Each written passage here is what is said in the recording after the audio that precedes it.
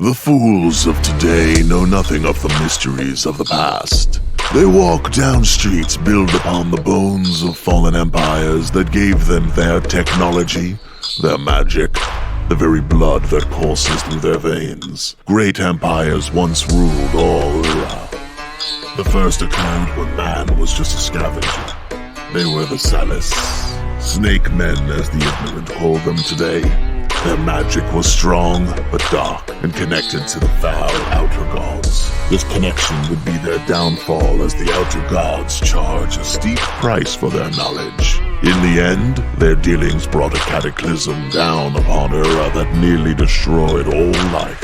What remained clawed slowly out of the devastation and began to rebuild. As they did, they found the remnants of the Salas. They discovered their cities, science and magic, even some of their experiments. They took the magic as their own, swearing not to abuse it as the reptilians had, as if they could resist the allure of its power. They might have sworn off worship to the Outer Gods, but they were playing with the same fire. They called this the Age of Wonder, and the imbeciles still look back upon it with their stories of fables and romance. True, there was more magic, science, and prosperity then, probably more than at any other time before or since. They were as ignorant as the fools today. Their meddling led to the weakening of the weave between the worlds, and through this weakened weave, the Celestians were able to emerge. The Gilded Ones, with their beauty and perfection, soon took control of everything, and then began fighting amongst themselves and using man as their pawns. Eventually, those who fought against them closed the hole between the worlds, cutting them off from the power that made them godlike. Overnight, they went from being gods to merely powerful mortals. Mortals that could be killed. The last of the most recent follies from man was the unenlightened glory of Rozar. The greatest of man's empires, it stretched farther and more significant than any man's nations throughout history. The fools of Rozar believed themselves superior to all, and they pushed against all other races. They thought if they could force them into the worst corners of the world, or even exterminate them, they would have harmony in a perfect world. Little did the Dullards realize that man is his own worst enemy, and the Empire crumbles before even 1,000 years have passed. Now Ura is a fractured land divided up between rival nations, dark magic, and the worshipping of foul gods is once more on the rise as the lessons of the past have all been forgotten. Now these fools will bring down the same calamities as their ancestors. And my fellows and I will watch and laugh. Oh, how we'll laugh.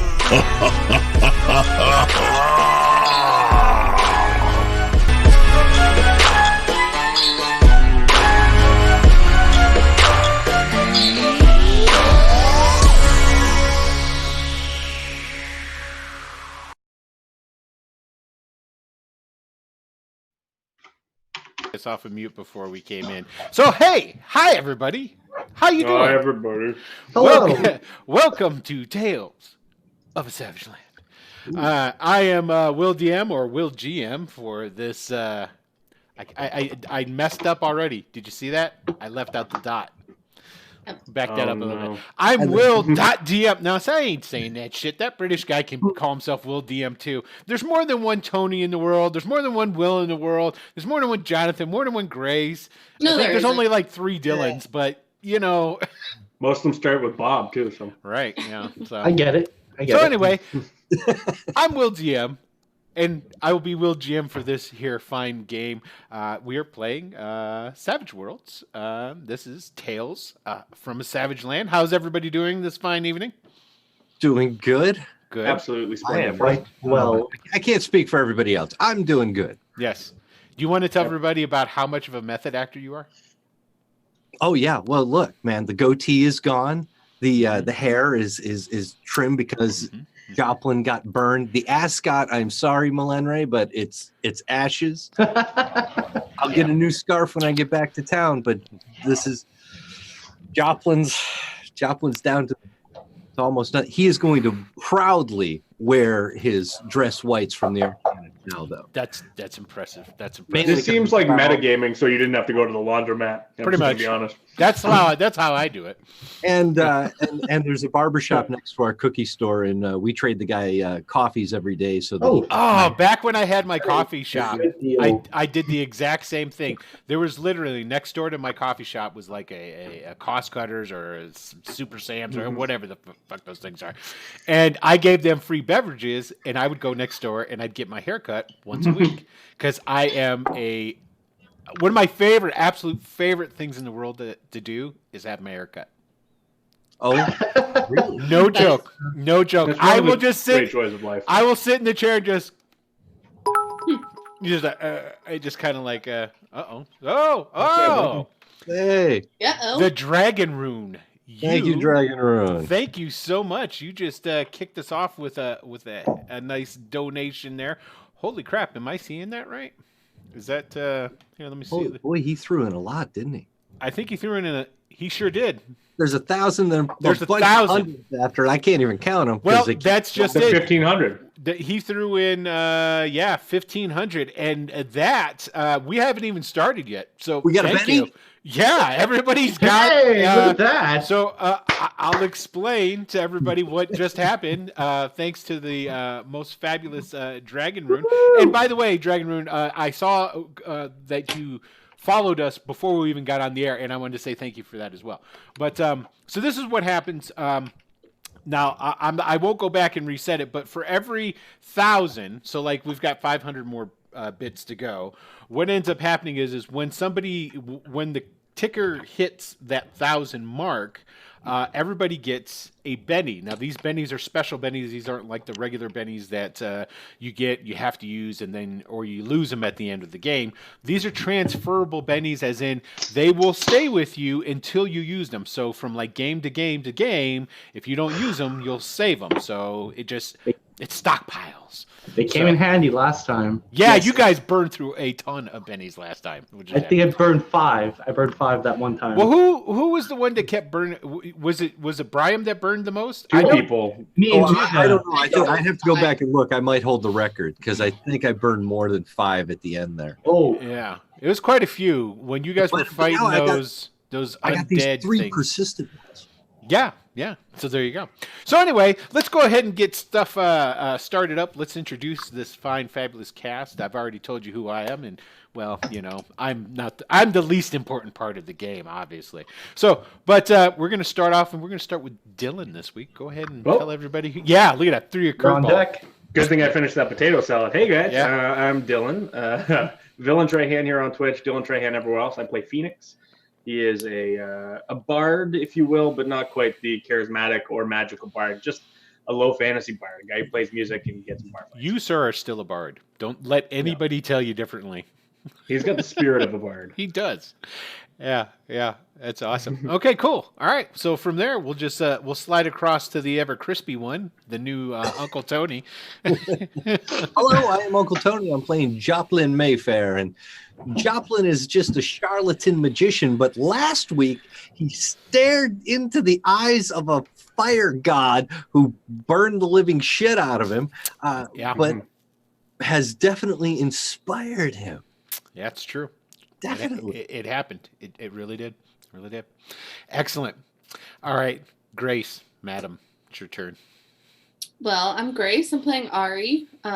She's a magic user who's a bitch. I think that's generally. Yeah. That's true. Yeah, that's really all you got to say, because everybody after that, everything's downhill once you proclaim yourself to be a bitch. It's like, when you open with that, you just, I'm just. Well, I think that it's a get out of jail free card. I can say something very mean to somebody without. At some point in the game, it's gonna backfire. No. Yeah, of course. You'll say the wrong thing to the wrong person, and the next thing you know. I think she ought to kick off every game with just a great insult. Oh yeah, no doubt. There you That'll go. be a No thing. pressure. It's a start and to finish. There you go. Okay. Yeah. Okay. Good. That's cool. I'll do my damnedest. All right. Excellent. All right. And last but not least, of course, is Jonathan. Go ahead. Hello, I'm Jonathan. I play Brian, and he's just a nice guy. Like I say, he's just a nice guy trying to make his way. That's it. very true. I will have to say this much, coming from an experienced background of, well, running an awful lot of D&D. Yeah, that's right. I said the evil name. And I ain't gonna lie, I play it. The other, two of the other streams on the channel are D&D for now. So, but you are the most amiable, well, excluding Grace, the most amiable group of adventurers I've ever had the beauty of running for, So We're just a bunch of cool guys doing cool things. I mean, you're just polite, you're nice, it's good. It's good. And not that I'm the black sheep. I know. I should rephrase that. It's not Grace. We're talking about Ari. Ari, excluding There we go. Ari. Grace herself is, well, Grace is great. yeah. Yeah, Who's there we Grace? go. We'll go with that. Grace is fine. Yeah, I think that's a better characterization. Yeah. Grace is fine.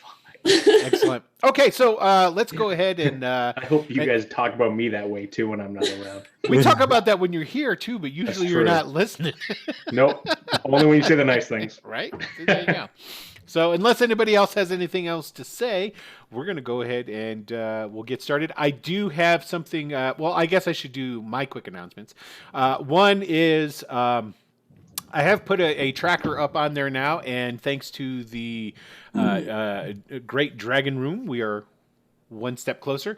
I actually decided to say, hey, let's put it up and we'll start pushing for followers. The people who, if you enjoy the show, please make sure to follow us, and that would be much, much appreciated. Now, also, if you'll notice, and this is true for all the games that are on Wicked Studios channel, we don't hit you over to Club Boom when you please give us money. Try to say, hey, we've got this cool piece of shit coffee cup that we're going to try and hawk to you. We don't do any of that, and that's it's always going to be that way. You will find T-shirts down below, but of course, I'm not trying to hawk those, but I got to say the Wicked Studios logo kicks serious ass anyway. And there's that down there. But there's also links to different things. And the one thing I want to promote, if I'm going to promote anything, is we have the new Discord, Wicked Studios Discord channel That's up. right. It's pretty much brand spanking new, and I've fucked it up as much as I could in trying to set it up. But you can still go in and talk in general chat. So if you want to talk about this, have questions, whatever, want to throw some ideas at us, things along those lines. Yes, the Press Ganged Opportunists. That There's a link, that by was the way. Adam who said that. I don't care about what Adam has to say. Adam's the illustrious producer of, except for this show. But but yeah, all of the Wicked Studios shows are down there. We will talk about in the Discord channel, so it's for everything. And when we start running the Ghosts of Saltmarsh coming up soon, we'll be talking about that there as well. So I just wanted to mention that. I also wanted to point out that we're not like, I literally saw the other day, it was like, hey, if you give us $500, we'll name an NPC after you. I'm like, really? Shit, you don't have to give me $500 for that. No shit. I was like, 500 bones for me to name an NPC after you? I was like, yeah, here's the waiter, Bob. It's like, what? That's terrible. That's just terrible. Taking advantage of you. But anyway, if you want to show your appreciation for the show, the best way to do it would be to buy any of the merch that's down below, and it's just T-shirts. Or if you really wanted to, you could always donate. But I always encourage to, if you want to help out the players, you can throw some bits their way, which already happened. That's true. Thank you, Dragon. Yeah, thanks, Dragon. You demand. You demand. Woo! We'll do it for $10. Adam, you ain't wrong. Yeah, yeah. 20 I'd bucks do it for less every than 20 NPC. bucks. You know, I would do it for $1 and then just kill the NPC. I mean, that's just the way I am. So, but anyway, so I just wanted. Did you have something else you wanted to say, Tony? Oh no, you're Okay. thinking better than me because I was like, for 20 bucks, every NPC is your name. Ooh. But you're like, no. One guy, we kill him immediately. Yeah. Well, by the end of the session, I'll let them hang out for a session. I'm not totally barbaric. So, all right, we're going to go ahead and get started then tonight, folks. I will start off with the everybody's favorite, the recap. So, what we've got here, you guys really need to think of something. Now, this is actually going totally against one of the things that, like, one of the new fads that has come about, and I can I'll throw names around thanks to Critical Role and streaming in general. Everybody feels that there has to be a name for your adventuring group within the game. Okay, I believe in nicknames and naming of groups, but it not as in like in Return to the Bandit Kingdoms, they're the Press Ganged Opportunists is their nickname. But that's just something so that we can throw it around, and then when we talk, we can say instead of the party or whatnot, you know specifically about what who or what we're talking about. So, sometime along the ways, we'll have to grab you guys some sort of nickname for your group. But so anyway, in this world, there's this island, and on this island is the massive metropolis of Lycena, the heart of essentially the civilized world, this world of Ur on which this game takes place.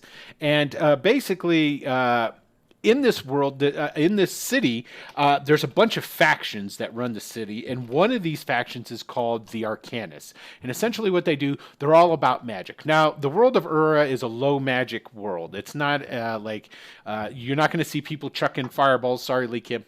You're not going to see people shooting magic missiles and different things along these lines like you do in some other shows. But, or I should say in other games or in other shows too. But magic is around, and it is around everywhere. It's just not around like in that sort of way, or that grandiose or over the top, I guess I should say. But the Arcanus, what they do is they go and they look for magic, and magic used to be much more prevalent and much bigger in the earlier days, in bygone eras. And so what they do is anytime something magical comes up or whatnot, they go and they stick their noses in it and find out. Every one of these characters received a mysterious invitation to join the Arcanus, as they do, because they bring in all kinds of different people to work for the Arcanus to help them perform their duties and their tasks. So they were originally 5, and they were a group of 5, and you get 3 tests, and depending on how well you do on these tests determines whether or not you earn your stars, as they call it, which is the logo or the whatever the hell you want to call it, besides the logo, for getting into the Arcanus. First test was they had to deliver a letter, which they did with some fanfare.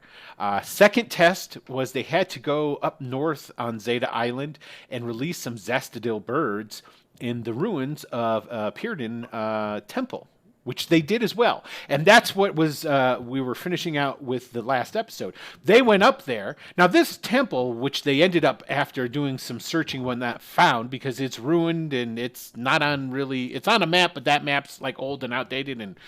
And it's really close to an old tomb that was recently uncovered, and some hubbub came out of that. So while they were at this temple, night falls, and while they're in the temple, some kind of ghastly guys kind of like bum rush the show, and they get into a fight. Turns out these guys are kind of, well, for lack of a better term, undead, and one of your friends, Rylan, who is a bona fide, or was a bona fide coward, ran away, and unfortunately he was tracked down by some of those guys, and he was killed. But during the fight as well, Brian was injured and received some wounds, and feeling kind of sick now from it, as on the next day. What ended up happening was after they'd killed those undead, the next day comes around, the sun comes up, and they cleaned off these walls within the temple, and they act as mirrors, and they focal into the center, and this ball of fire, which turns into sort of a humanoid-esque figure and starts talking to Joplin, and is like a representation of Pyrden, a god of the sun, a god of fire. And he beckons Pyrden in. I mean, not Pyrden. Pyrden beckons Joplin in and closer. And as he does, he like, well, you catch fire. You know, it burns off all your hair. You get burned, but you were able to, with the spending of some bennies, able to almost every Benny I had. Yes, Almost. you were able to withstand it, and you talked with them, and I guess you really couldn't call it a revelation or anything, but yeah, He gave me a tan he did, and a haircut. and then that disappeared, and in the morning, then you guys released the birds, and now that's pretty much where we are picking up. It's the crack of morning, crack of dawn, either or, whichever. And you guys are at this ruined temple. Now, Brian, like I said, you feel as if you have the flu. You're feeling pretty bad. And Joplin, yeah, you have like the worst suntan. Your hair, facial hair is all gone. The hair on top of your head, it's gone at least. You got like a patch right on the back of your head, and that's about it. Oh, let's see. I wasn't going that method for you. I'm sorry. No way. I was Brado, is it Brado or Brado? I probably Brado. Brado 262. I want to say thank you for following us. We appreciate that very much. So yes. Okay. So that's where we pick up. So there you guys are. The birds flew off. You thought they were just going to fly away, but they ended up perching in some trees, and you guys are there. So what are you going to do? Yeah. Okay. Does anyone have some aloe vera? There are usually plants nearby, perhaps, so we could make a balm or a salve. Sorry, I don't really know how to do any of that stuff, but yeah. And I'm assuming you're walking very robot-esque. I'm You're not touching. not trying to bend. Not okay. Okay. So yeah. You guys lost all of your horses. The cart is still there. That's useful without horses. Well, 2 of the horses ran away, if you guys remember, during the night. Mhm. Okay. Yeah. They were able to kill the bulk of the horses, but 2. Those two. So yeah, and there's all that horse meat. I don't know if you want to, but anyway, you still have provisions in your cart as well. So You're gonna go after the horse meat. and Brian, to all of you guys, well, Tony looks bad, but he looks functional, you know. But Say Joplin. I'm sorry, Brian. Did I say Tony? Yeah. Sorry about that. I'm usually so good about saying the characters' names. It hurts a little though, you know. Yeah. Well, I'm just Remember. trying to pull you down to my level, sir. Joplin looks bad, but he definitely looks functional. Now, Brian he's over slumped against the wall and sitting on the ground, correct? Yep. Yeah, he doesn't look good. So, hey, Brian, what's going on? What's happening? Tell Joplin to just tell him to bandage and water. I'm sorry, I can't do it myself right now. It's still hot. It's still hot in here. Did you get? Do you And then- have a wound or something? I'm gonna slump over, and then maybe is it on my back when I got hit? I think. no, it was. I think it was like on your front- chest. Yeah. Oh, then I'll just lean back and try to focus on breathing, and you'll see the blood on my neck. Yeah. Oh shit! Does anyone here know how to clean a wound properly? I've got water in a canteen. I I mean, that sounds like it might help. I don't know. I can try to heal him. Well, that sounds like a good idea. That sounds better than water in a canteen, actually. Yes, yes. If I mean, I wasn't gonna make you feel bad. no, that's Yeah. all right. I just threw Now- out what I. Is Grace or what you're talking about? Is it your essentially school taught medicine, or are you talking about? So it's a skill. magical- Okay, it's the skill. Yeah. Okay. Yeah. So it's just like the natural healing. You can't magically heal, right? Correct. Okay, that's why. As it stands right now, I cannot. Okay, because I couldn't remember because I know there was during character creation and whatnot that went back and forth for a little bit, but it didn't jive with your I'm an evil sorceress kind of whole persona, so you didn't go that route.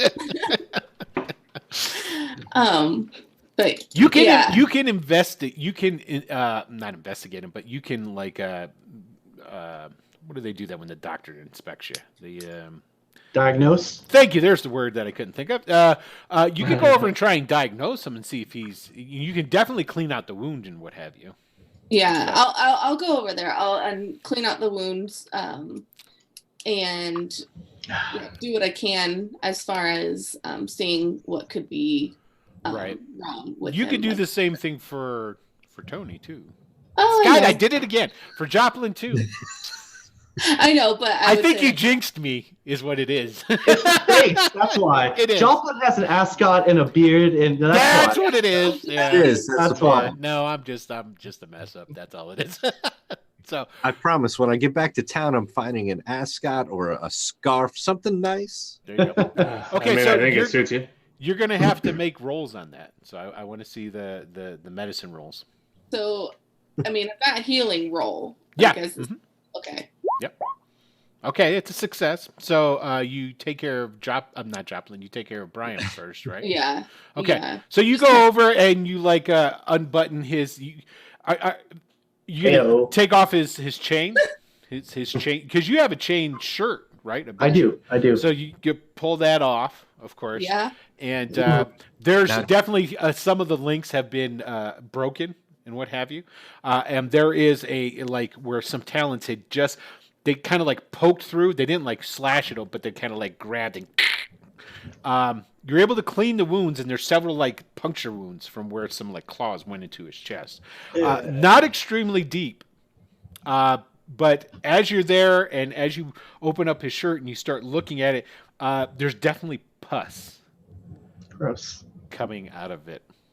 I think we need to get him back to town as soon as possible. Yes, and I could see I see Phoenix's face. It is not purple pus. Thank you. You read my mind. I knew exactly what you were thinking. I'm like, is he about to have a guy come out of his stomach? Because I was I'm wondering. not ready for this kind of loss at this stage of the game. No. So you're able to clean it up some, and Brian, you do feel a little better, but you're still like, oh, you just feel so weak. You know, it's that core weakness sort of thing going on. Yeah, and you are sweating quite profusely. You start to bubble purple. I am pushing you down the road. I don't Yeah. know. Now, are you going to do Every man for himself. That's all I'm saying. the same for Joplin? Yeah, I'll come over I'll after. be fine. after- I'll be fine. Just all you got to do is slap him, and not hard. he'll get right in line. Whack. Fair. And I guess Ari probably would if he was trying to, what's the word? Dodge me. Then I'd kind of grab him a little Now, bit. do you have any kind of like? Do you have a healer's kit of any sort with you, or is this just all improvised? It's all improvised. I don't have it. Okay. So, That what you do is you go through the supplies, and you're able to find some like wax sort of thing, so that you can kind of like soothe his sore skin with it.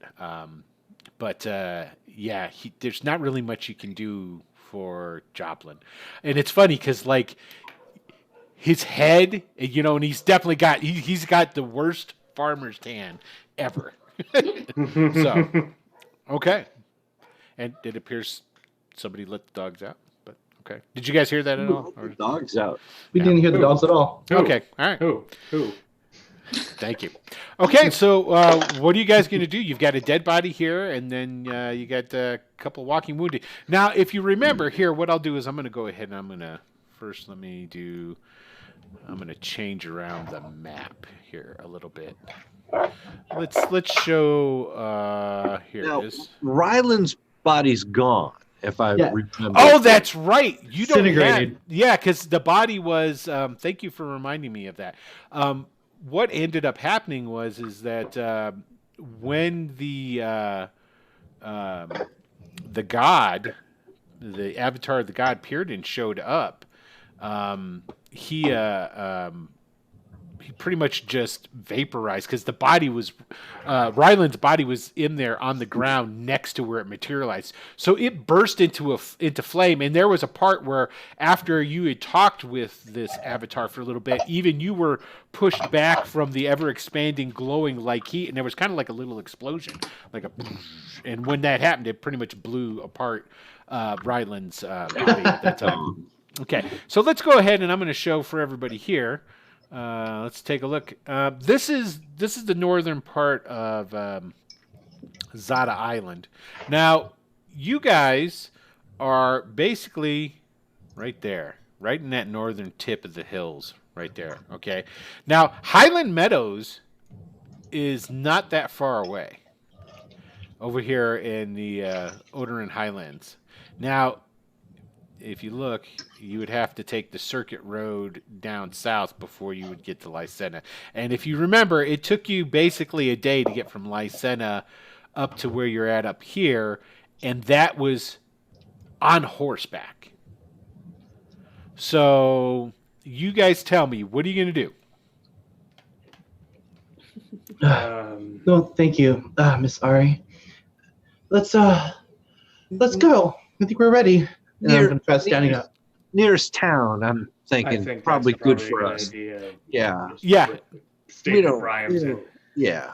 Yeah. And me. And Highland Meadows is a town of substantial size. And let's see. Yeah, it's got about 3,000 people live there.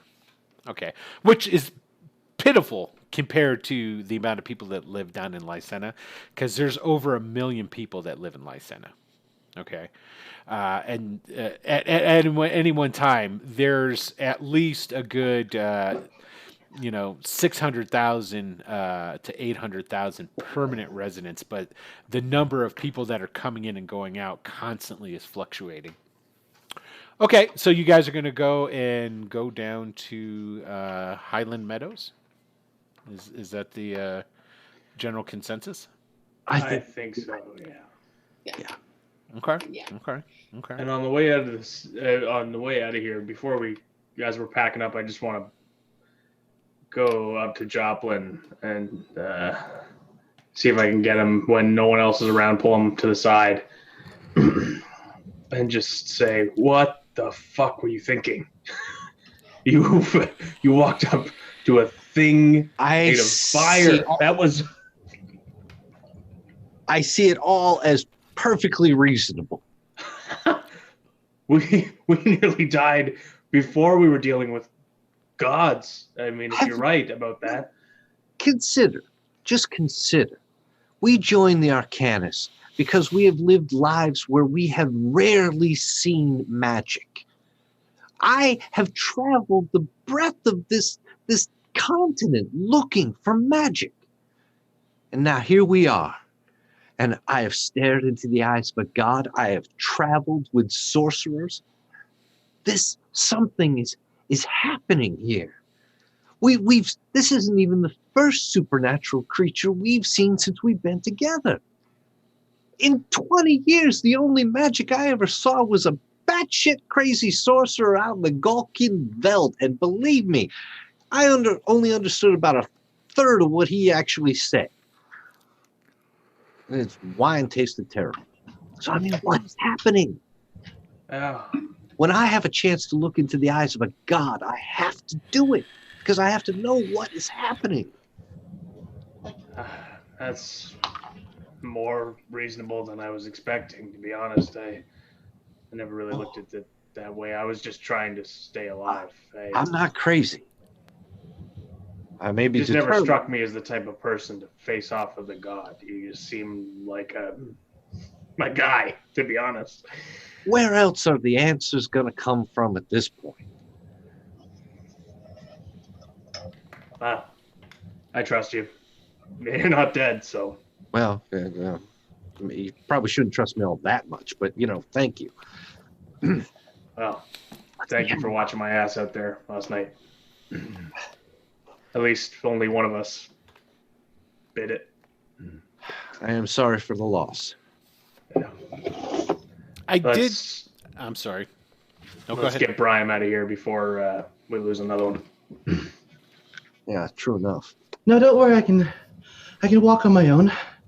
Just one foot in front of the other. Whew. Do you want to throw him on the cart maybe, and we'll just drag it along? You could, Yeah. You guys could definitely do that. Brian, sit down. Lay down. Get comfortable. Relax. Do whatever. Did we get that roll out of you, Ari? The heel roll for All right. Not the for second Joplin? one. Yeah, go ahead and No. give us that because I'm really hoping you get 2 1s. You evil bastard. That's me. Oh, look at that! Actually, you're able to find enough in the cart.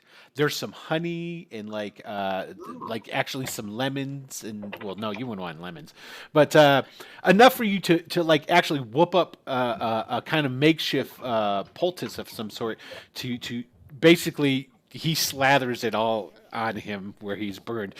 And the bugs love you, by the way. So like they're all just bzz, bzz, and then they can't get off. So you're like a human fly strip right now, but you do feel much better. Okay, so you're going to be able, because of that roll, to definitely operate without any kind of penalty. Okay, you just look bad is all. So Well, good. okay. They're going to love seeing me in town. Okay, so who's doing this cart pulling here? I guess that should be me. Okay, you could use some help. I mean, I'll try to jump in, but with just my hands. if Arms are like the only thing that are burned. if Joplin and Phoenix pull the cart, because essentially there's two I don't know what they're called, but they're the 2 wooden poles that come out that on the end, then the harness of the horse hooks to. It's just a 1 horse cart, but with 1 on each pole, you're able to pull it no problem. So you're not going to be moving at a fast rate of speed, but you're definitely going to be able to move. Okay. All right. So you guys are rolling along. Is there anything else you want to do before you leave?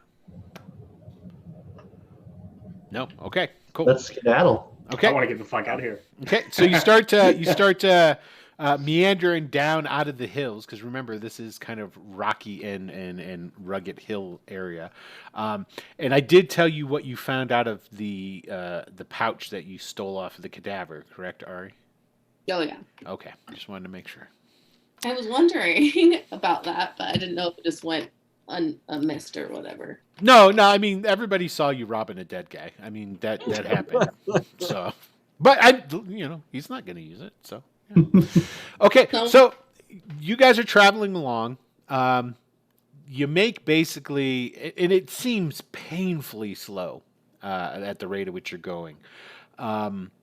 As you're going along, Brian, I'm going to need a vigor roll from you, please, sir. Vigor roll. Vigor roll. Vigor roll. Boom. Okay, How'd that go? you make it. Okay. You Okay. got your wild die, saved your ass there. Woo! Okay, so you're conscious, you're lucid, you're okay. Okay, I mean you still feel like shit, but The wind feels nice. Yes, Nice yes, it face. does. Yes, it does. You know what would be even better if Ari were to walk next to the cart and just kind of like fan you the whole way. That would be kind of cool. Would be, but no, I don't expect that to happen. That's probably a good I don't thing. expect that to happen. Okay, so I want 3 notice rolls. Basically, I need a notice roll out of everybody except for Brian. Makes sense. Aye. All right, Phoenix. So in Joplin too, you notice with that 7. That's not a problem. So Ari's the only one who really doesn't notice. As you guys are pulling this cart and you're going down the mountain, there's a part at where basically he gets kind of like caught up on a rock for a second, and you guys have to pull it. And when it pulls and that wheel comes up and over and slams down again for a little bit, it kind of like shifts the cart a little. And it by doing so, it kind of like shifts you guys. So you're not really looking straight down the ancient, which is it's nothing more than like it because it's not really a road; it's all overgrown. But it shifts you more towards to the hills that are over to the sides, and you see mounds where you had missed it when you had come up because you were so intent on paying attention to the road to lead you to these ruins of Tardis. Mounds of fresh turned dirt. Oh, fresh dirt. So and they're just the tops of them. Just the top. So, like, basically, you see normal hills, and then you see peeking over these normal hills in the back what are mounds of fresh turned dirt. And they're big because they're big enough that you're seeing them over these hills that are around in there.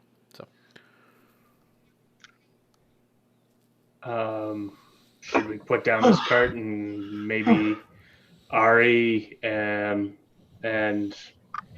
I mean, Joplin, if you go check it out, I can stay here and watch Brian, make sure he doesn't. I don't want to go check that out. Okay. This is the guy who just went up and shook hands with a flaming god. But I draw the line at dirt. I'm definitely not going over there. We have a man with us. We are each of us have been through a fight. We are down horses. We are down resources. Let's get the time. What are we talking about? Exactly. You see Wait, what I'm when saying? to stop? It just seems like, I mean, that's weird, right? Oh, God, you're gonna make me run over there, aren't you? I mean, I can go. No, that's fine. That's fine. That's fine. I'll run. All right, I will grab my crossbow and run across the field. What about you, Ari? Um, Because they just start talking and they start pointing, and I will say that when they start talking, then they point. You notice the dirt, the turned dirt, the mound of it. So, but they don't turn and ask your opinion on shit. All you hear is your name thrown around. Just Say, volunteered hey, you. Ari, yeah, we'll send Ari over there. Because obviously Joplin's the new commander. Am I? I'm not sowing any doubt here. I'm not doing anything wrong. This is God chosen. No. well, at what point do I notice? If it's after Joplin runs off, then No, this is before he runs off. So this is I'm just dragging you into what's going on with them because they're basically throwing your name around and whatnot. And I'm assuming that Ari would be standing there going, I'm fucking right here. I suppose that's fair. Sorry, got a channel. Yeah. If I was in charge, we wouldn't be doing this. So forget that idea. Do you guys need to go check that out? What good could it be? Well, I mean, we just dealt with some bad last night, so I figured why not just be aware of what we're dealing with here. It could Don't be forget more.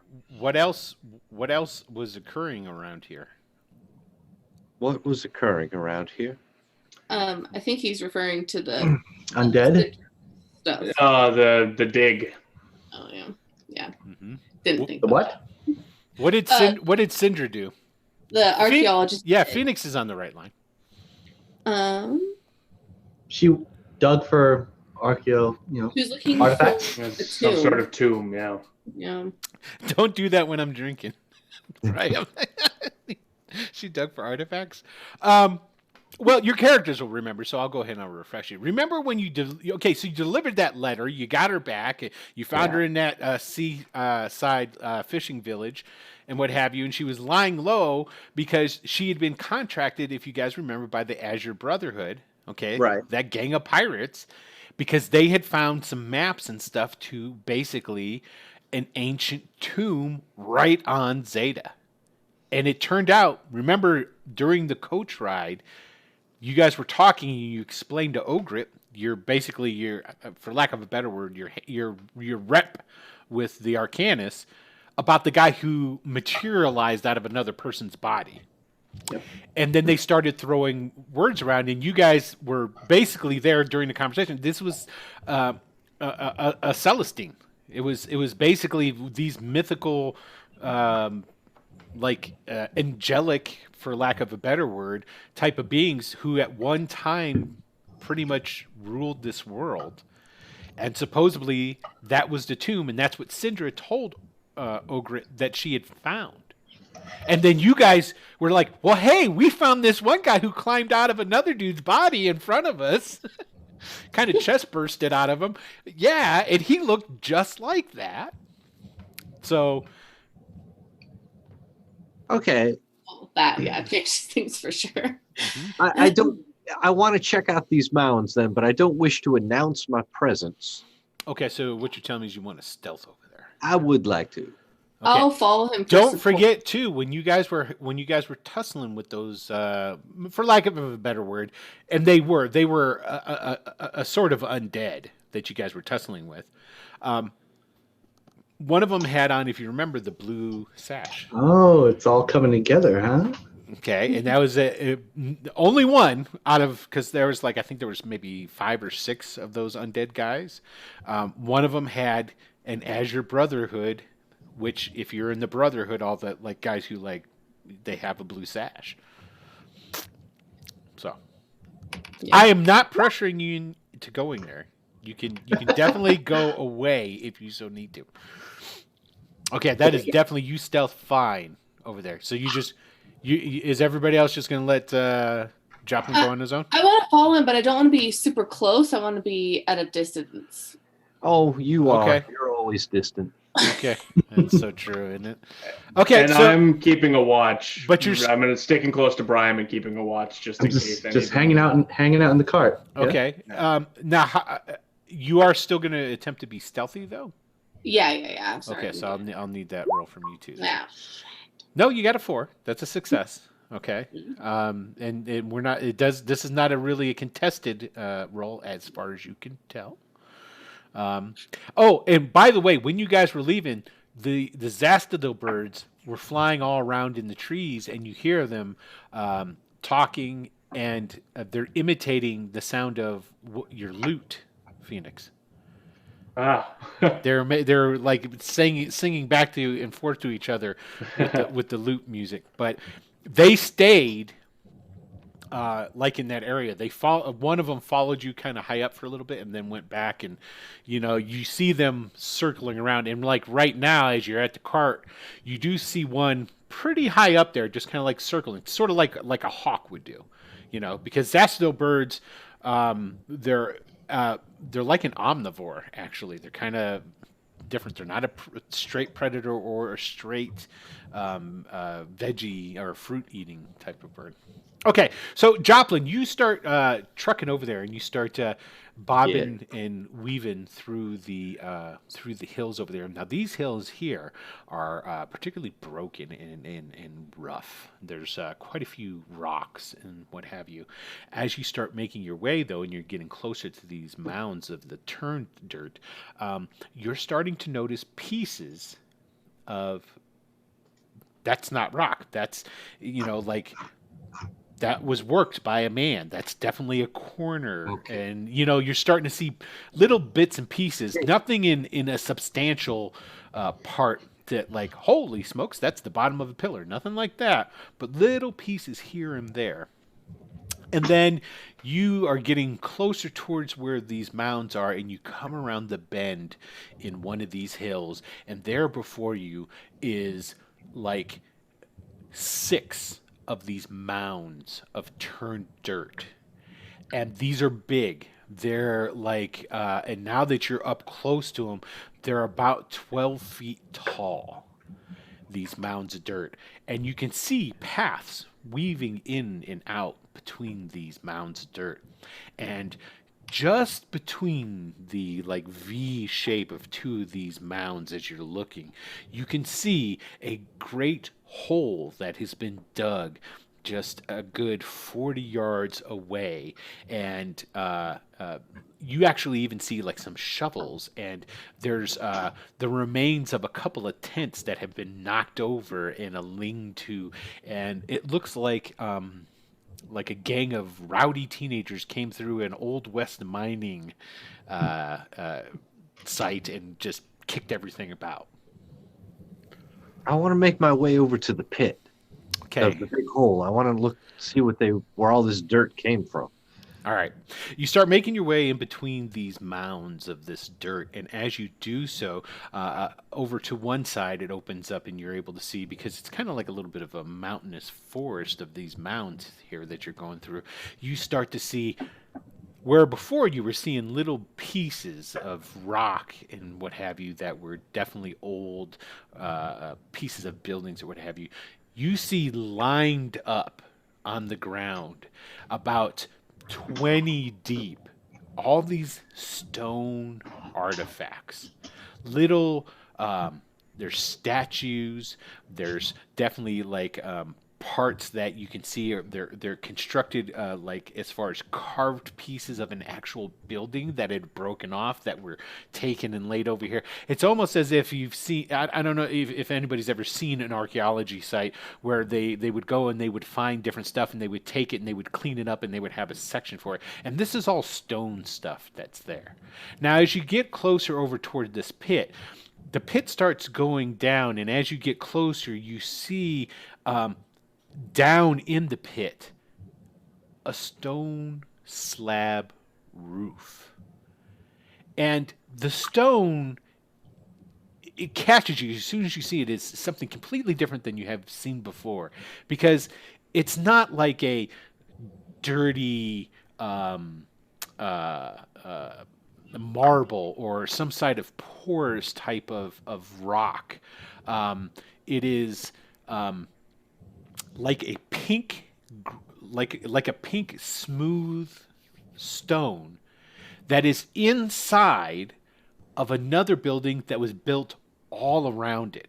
Now you can see this other pink stone through, because pieces and chunks of this other older stone that would be like a granite or something, or bricked over, has been fallen apart over this ages, and was as they cleared away the dirt, and some of it would fall off, and so it's as if somebody built a building right around a building. And going down into this pit is a stair that has been shoveled out. It's dirt stairs that have been packed, and it goes down and leads to a yawning circular doorway that is open and very dark. I will take all of that information back to my group.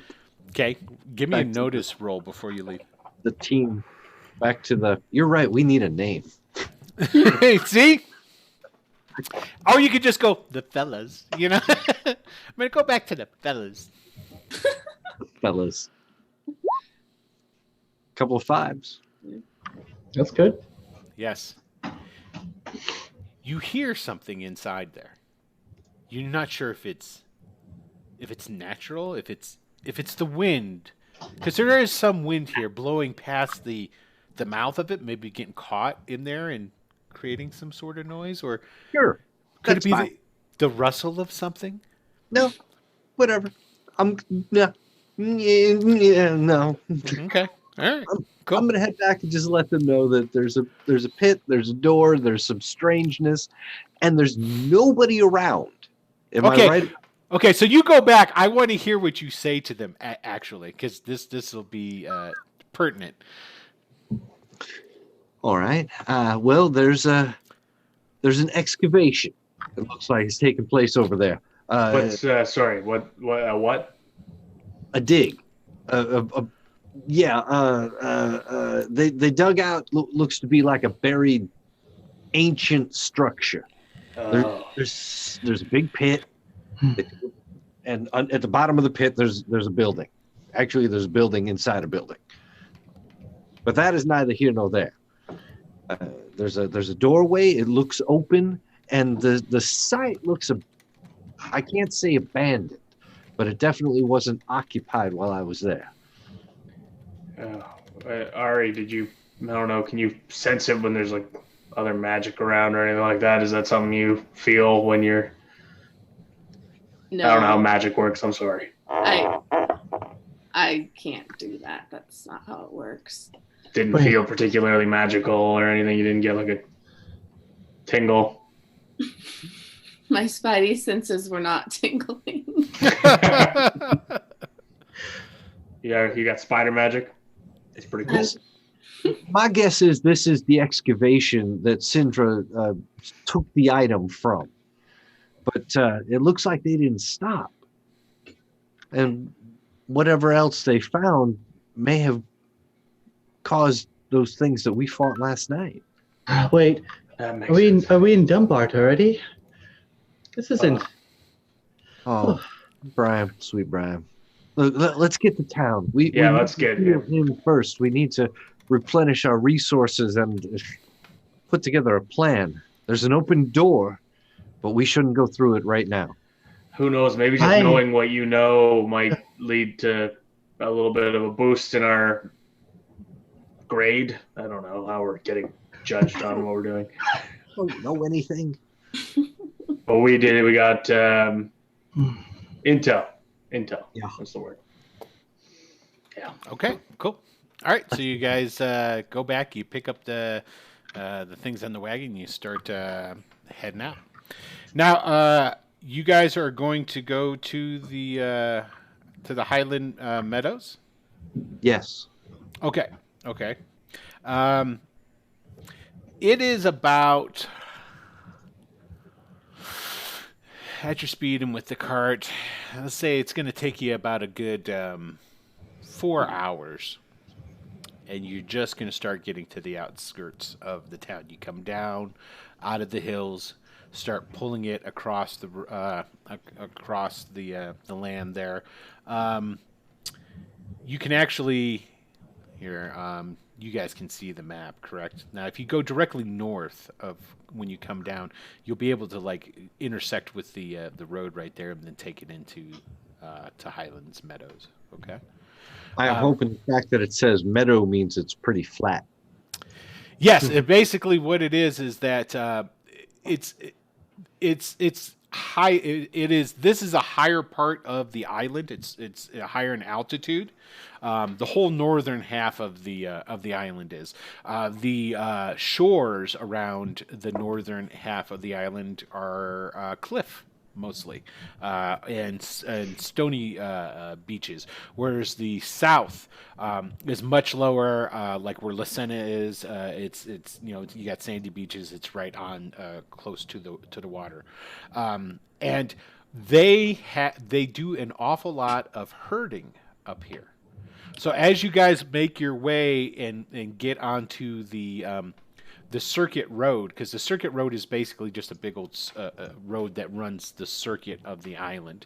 There's some offshoot roads that go off of it, but as you get to the circuit road itself, the going starts to get a little bit easier. And as you're going, you start to see the flocks out in the distance, and you'll see like even like a shepherd or two in the distance as they have these big flocks of sheep and what have you that they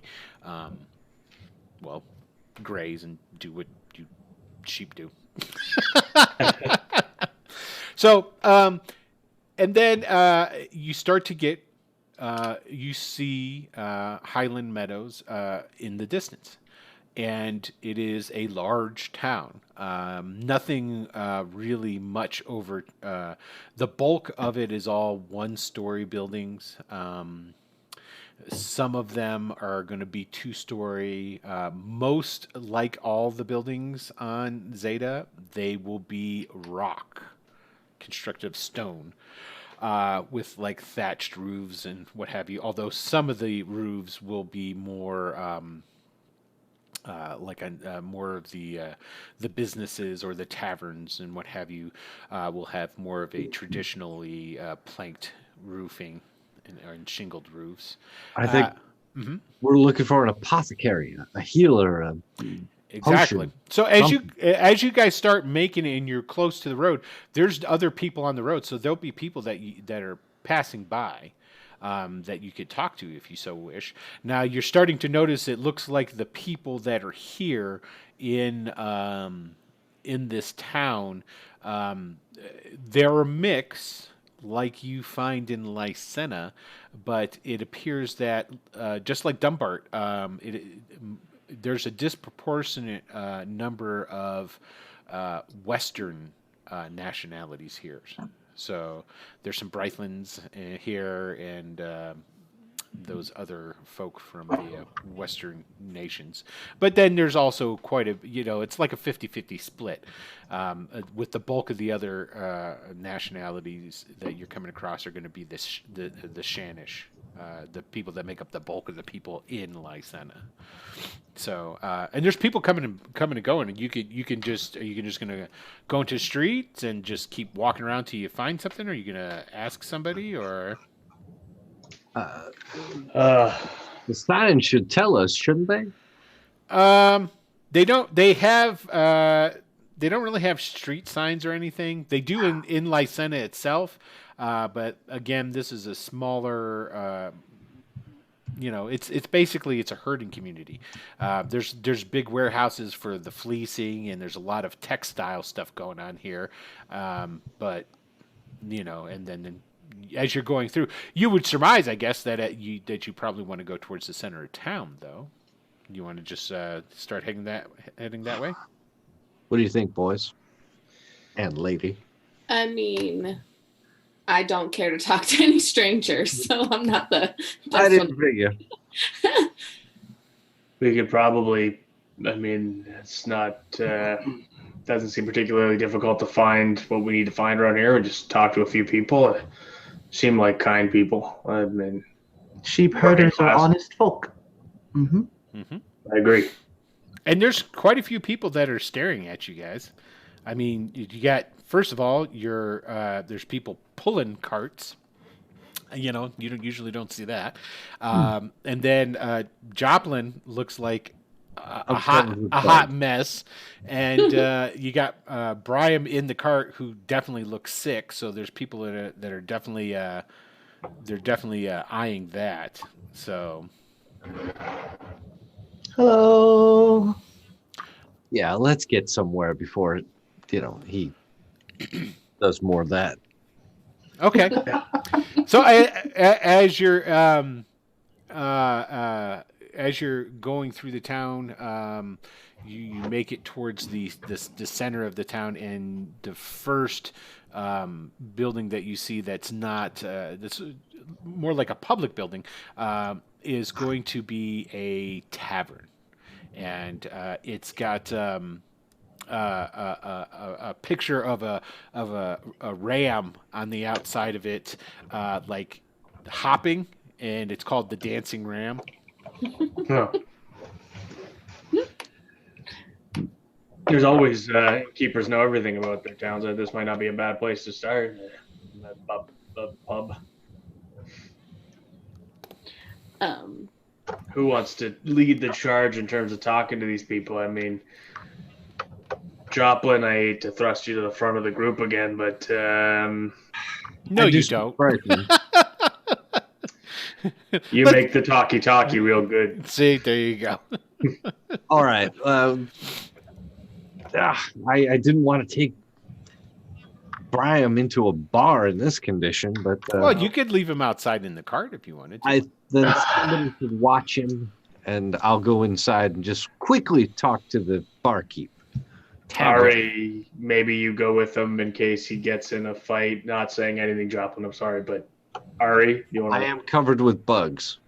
Yeah, and a little crispy. Yeah. Indubitably.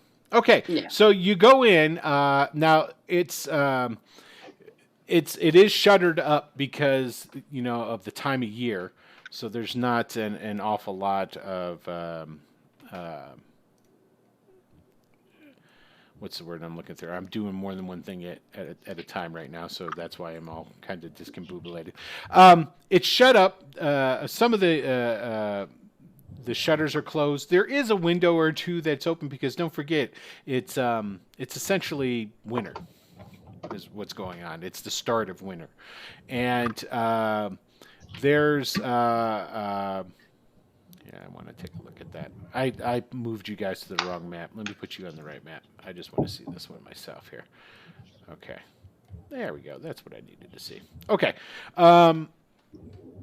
You go inside. There's a number of different wooden tables that are set about. Think, it's pretty standard. Think of, if you were to walk into a tavern in the Scottish or Northern England or the Southern Scotland, and from right around Shakespeare's time, tin mugs. There's plenty of sturdy wooden tables, benches. There is a bar. There's a fireplace, but the fire isn't roaring, but it is still cooking. There's like a pot that's over the fire with the proverbial always ready to scoop out a little bit of slop for whoever wants anything. And Gross. there's a couple of people in here, but not a lot. I think we're going to say 3. 2 at one table, 1 sitting by the fire by themselves. Most everybody, they're working. And there is a guy behind the counter. He looks Shanish in his appearance, but he seems to be dressed in the more of the Western flair, where he's got the big poofy shirt. This is definitely the Western style, as the pictures and the art on the entry and all this different stuff shows. This is more of the 17th century, so thinking of the Three Musketeers time period. So he's got some pants on that come down to basically his knees, high socks sort of thing. He's got basically just like I said, a white shirt on, kind of stained, greasy hair, black hair pulled back into a ponytail, but he doesn't look like an unkept or uncouth kind of guy. He just hasn't. It's not his time of the month to wash his hair. So when you guys come in now, who's all coming in again? It was Joplin. You're just going to go in by yourself, or Is Ari coming with me? Brian's going to go in too? No, Yeah. no, No, Brian. I'll stay outside. And Okay. Over there.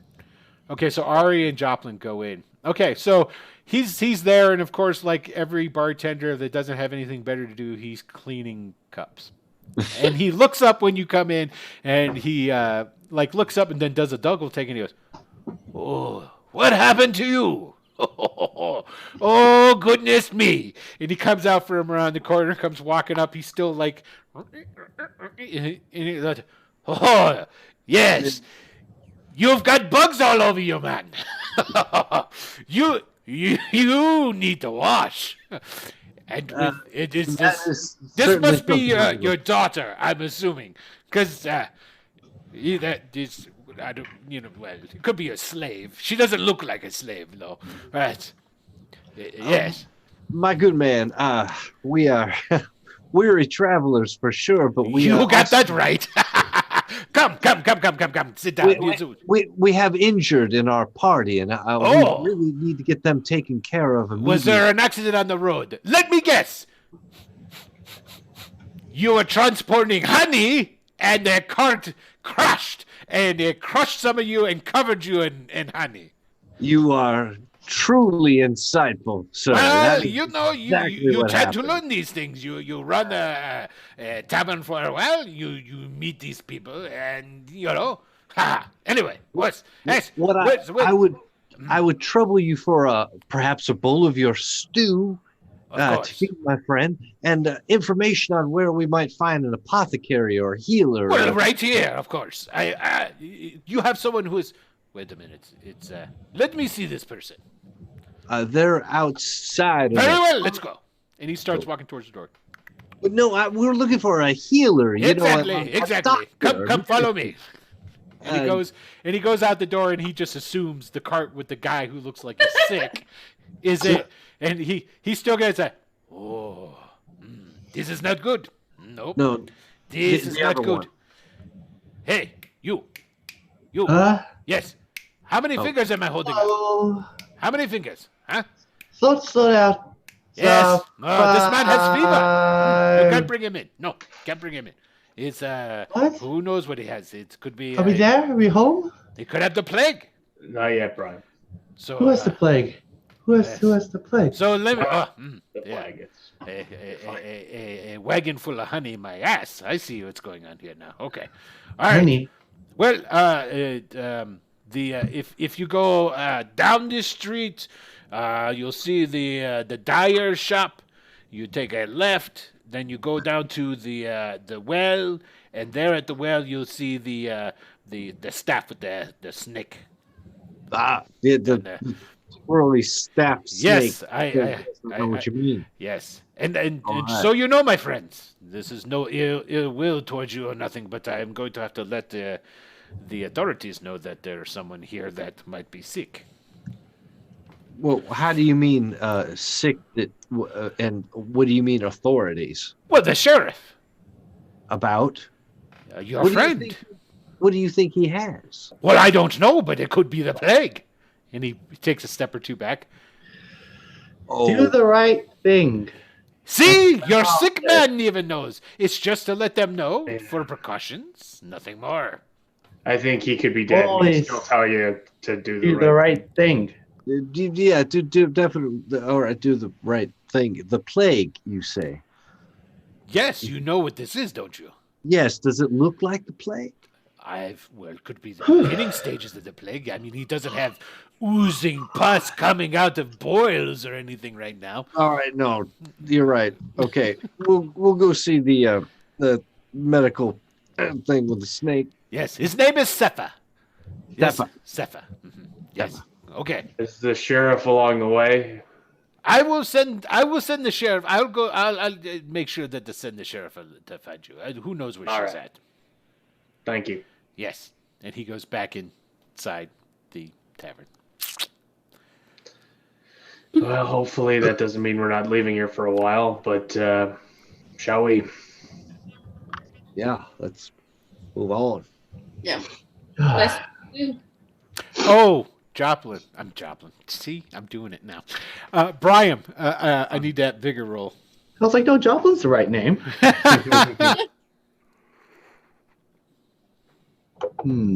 Bigger. Vigor. What is that? Okay, you're still good. All right, awesome. Yeah, you're still sweating. You're Delirious. you're delirious. extremely thirsty. too. Yeah. But there's water and stuff in the cart, so Yeah. you're good. Okay, there you go. All right, so you guys taking the cart down there? Yeah, let's get him over to the medicine. Okay. And as you guys start pulling the cart out and taking his directions, as he says, there's like a little kid that like just goes tearing ass down the street.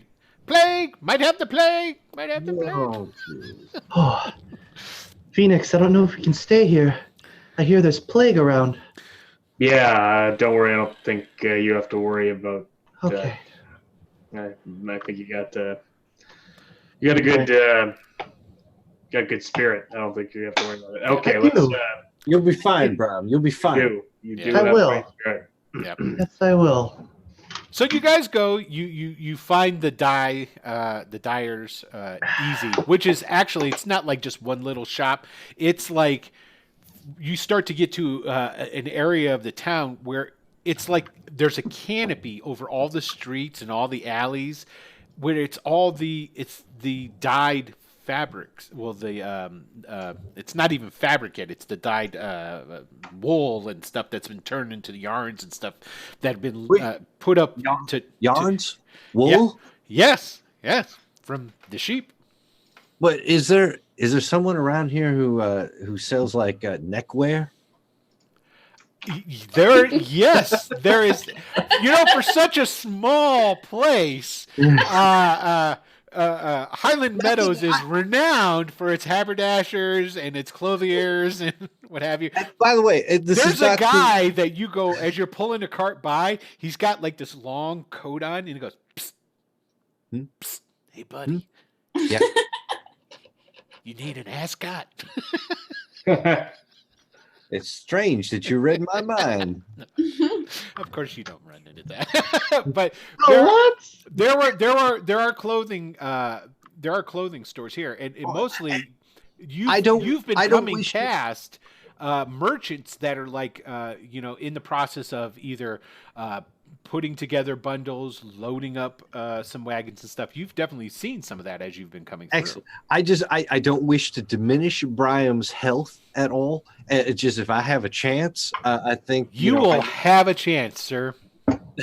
For sure. Let's take care of our sick, delirious pal. Yes, exactly.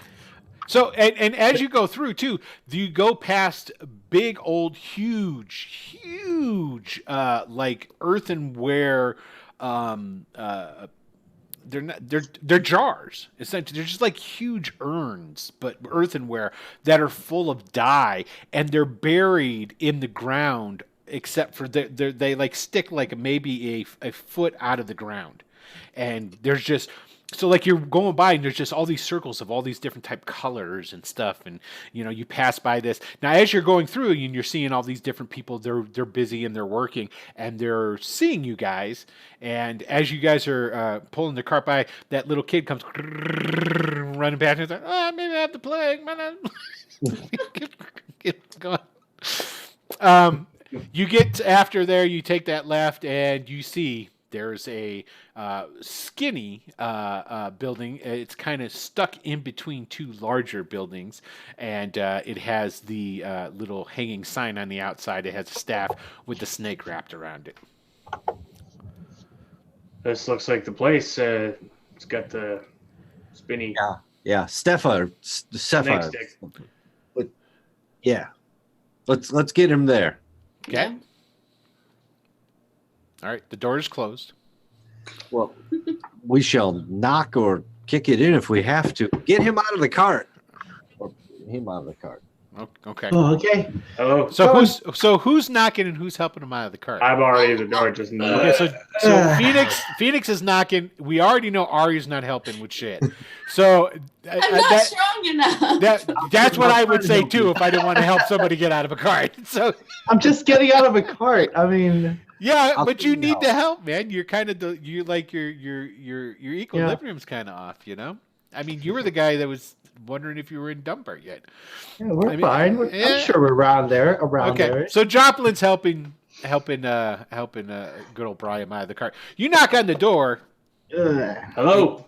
You don't hear anything for. I'm gonna test the doorknob or the hook or whatever there is. Yeah, there's a doorknob, and it's unlocked actually. Well, Just peek my head in. Hello. Okay, and as you open the door, you're like, you see an old dude starting to like walk towards. He's still walking towards the door. He's just like old and shuffling. And when he sees the door open, he stops for a second. He's looking at you. Oh, sorry. No, come in. Oh, you must be sick. Oh, is it your not tummy? Is it your tummy? It's he's an old man. He has probably the most immaculate goatee though that you've ever seen. It is trimmed to perfection and kind of like has a little bit of a flair to it, and it seems very out of place on this guy's got wrinkles that have wrinkles and stuff, you know what I'm saying? He has barely any hair, but it's like shock white, and it stands out on his tan Shanish skin. And you can definitely tell this guy's a Shanish. He even dresses. He's got the like long coat over his long shirt and baggings, pantaloons, and he's wearing like the curly toed slippers, and he's shuffling. And he's got a cane. He's he's come in. I'll address him in Shanish if I can and say Okay. hello. And he's speaking to have one of he's those. speaking Shanish as well. So that's the common of the island. So you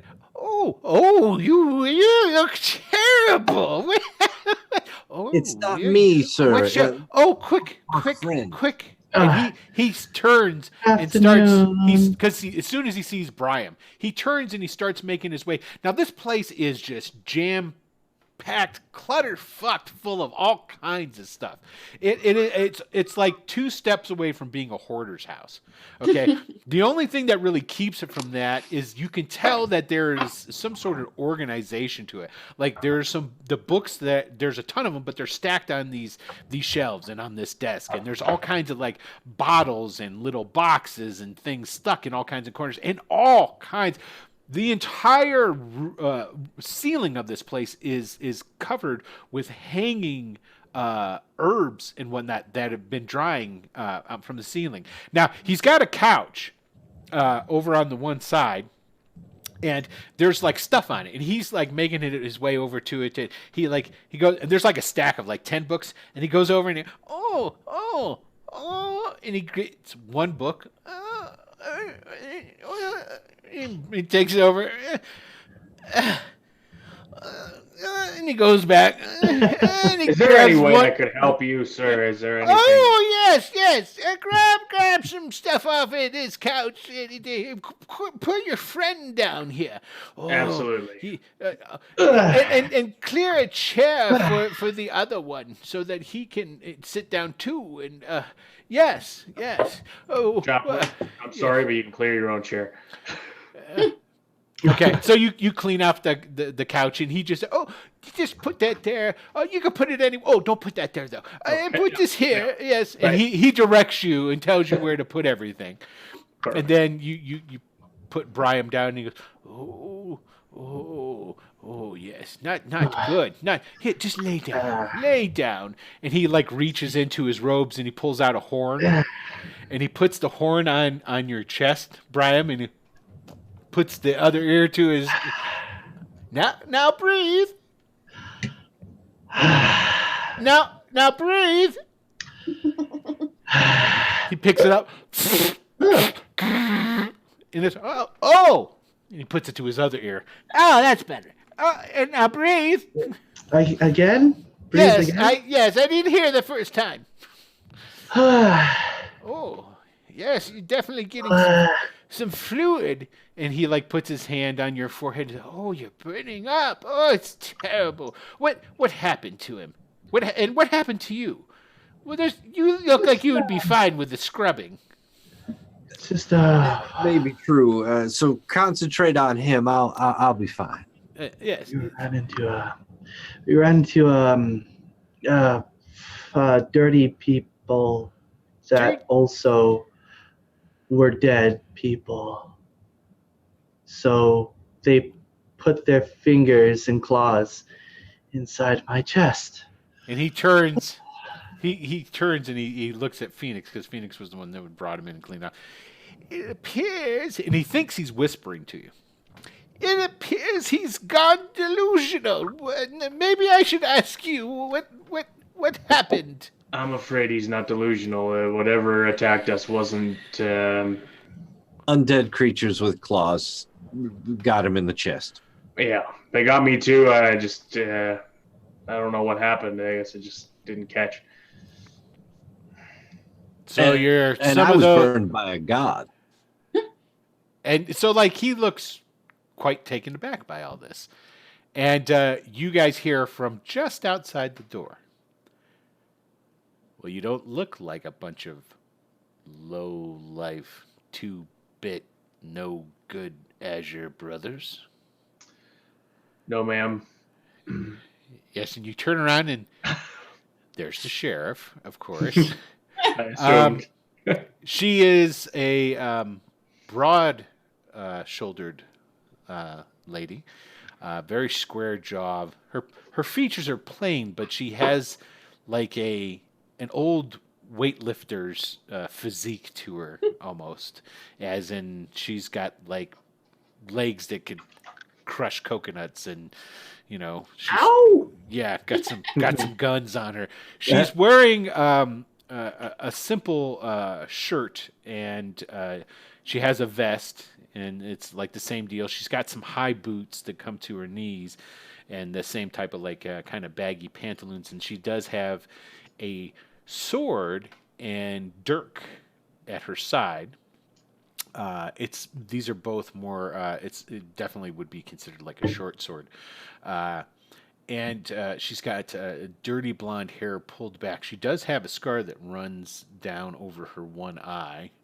Doesn't hit the eye, just like, on the cheek and then on the forehead there. She goes, "Yes, I'm Sheriff Kayara. And who might you folk be? I see you have a sick individual here, and you're telling me that there's what's going on?" And what was that? Sorry, that was me, I think.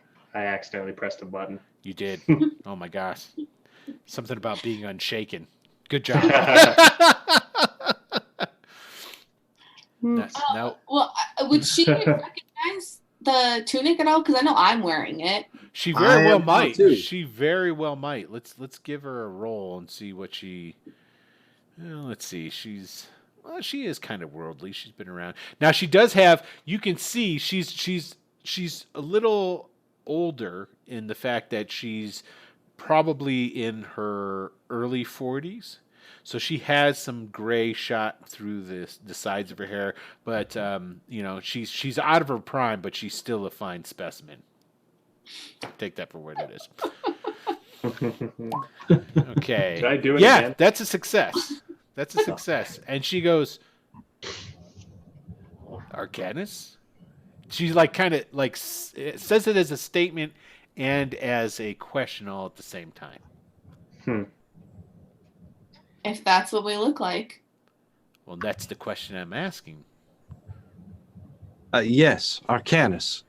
Initiates on a task to deliver some birds. Interesting. Okay, while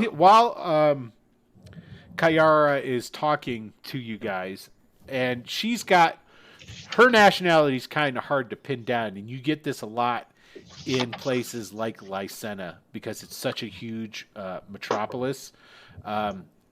Essentially, you get a ton of mutts. There's plenty of people that have mixed nationalities and ethnicities that live here. And it's kind of hard to pin her down. She's blonde, but she's got kind of the permatan thing going on at the same time. So there you go. But while she's talking to you guys, Sepha, the doctor, he's still like working Brian over. He's like looking into your eyes. He's like opened up a window so there's plenty of light coming in. He like gets a mirror and he reflects light into your eyes and stuff. And he's checking under your armpits and checking your nodes and different things like that. And then he starts. He's humming a lot to him. Well, not humming, but humphing, like as he's going through. And then he also, as he does, he'll go and he'll take a look at you for this, and then he'll like go over and he'll like pull, and he seems to be like getting a collection of different types of poultices and herbs and what have you, and putting them together.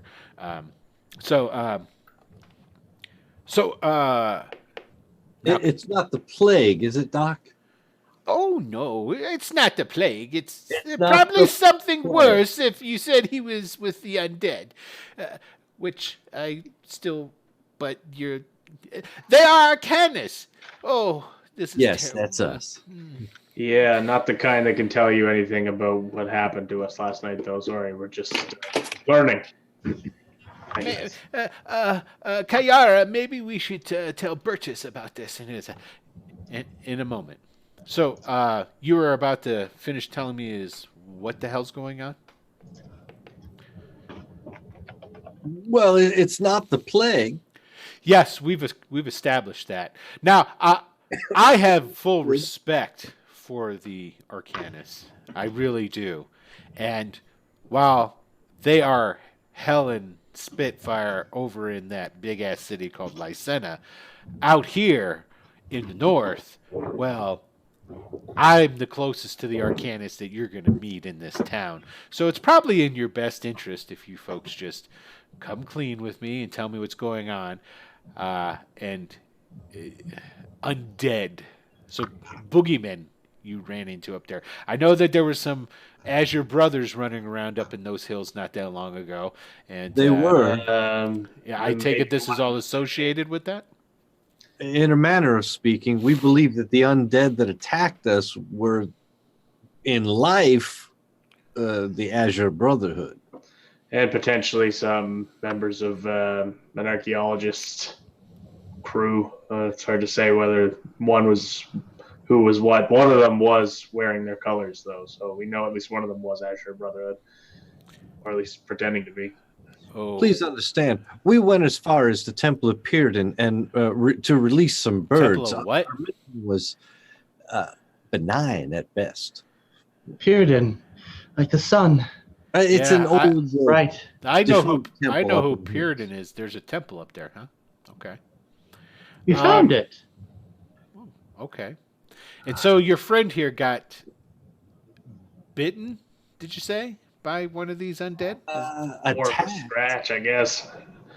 They had some serious fingers on him. He fought bravely, though. You should know that. Okay. And we did Warrior. clear the hills not too far from here of the undead. We lost one of our number And in the fight. he raced out to save him. Mhm. But I didn't. All right. Well, tell you what. I feel comfortable now that Sepha has said that it's not a plague of Yeah. any sorts. But at the same time, I have absolutely no experience with the undead. As far as I know, that I think you all could be quite delusional, and that's probably more likely than anything else. I mean, You're not wrong that it's more likely, but okay, it's not the case. well, the saving grace is the fact that some of you are wearing those shirts. Let's But just put it that way. we encountered an archaeological dig on the way back. It looked like they had uncovered some kind of ancient structure. Mhm. The door was open. The site was abandoned. Okay. Okay. That might be the cause of the trouble. If maybe you could send someone to investigate. Apparently, I'm going to have to, if at least send message to Lysenna, and hopefully they can send somebody to take care of that. I don't really have any expertise in these things. I would think that if people of your type had problems, my people are going to have more problems. But wait here. I'm going to go get Bertus. He's a priest, and I think everybody would feel more comfortable here if some sort of holy man were to take a look at this. And Bertus is no slouch. He's definitely connected to Zagus, and I've seen him do some things, and he can make water into wine. Now you guys know Zagus is a sea god. Okay, so and why he's doing what he's doing up here in the Highlands. I mean, granted, it's an island, but No. so she's. I'll be back. So just don't go anywhere, and we'll see what we can do to get everybody taken care of. All right. I'm gonna lean over to Brian wherever he is and tell him that water to wine trick. I used to do that all the time. We're not all magical like you, Joplin. Yeah, Good one though. it is It's a good one. That is a good one. All right, hold on 1 second here. Let me find. There But maybe one day. One Okay. day I'll learn some magic, like you. With that, we're going to go ahead and we're going to take our break. So I want to say thank you to everybody who's tuned in so far and has been watching. Go ahead and you can take this opportunity to get your snackages, your beverages, use the restroom if you have to. And we will be back momentarily. So, and everybody, please remind me, take things off of. Take the mute off. Mute off. Yes, there it is. X.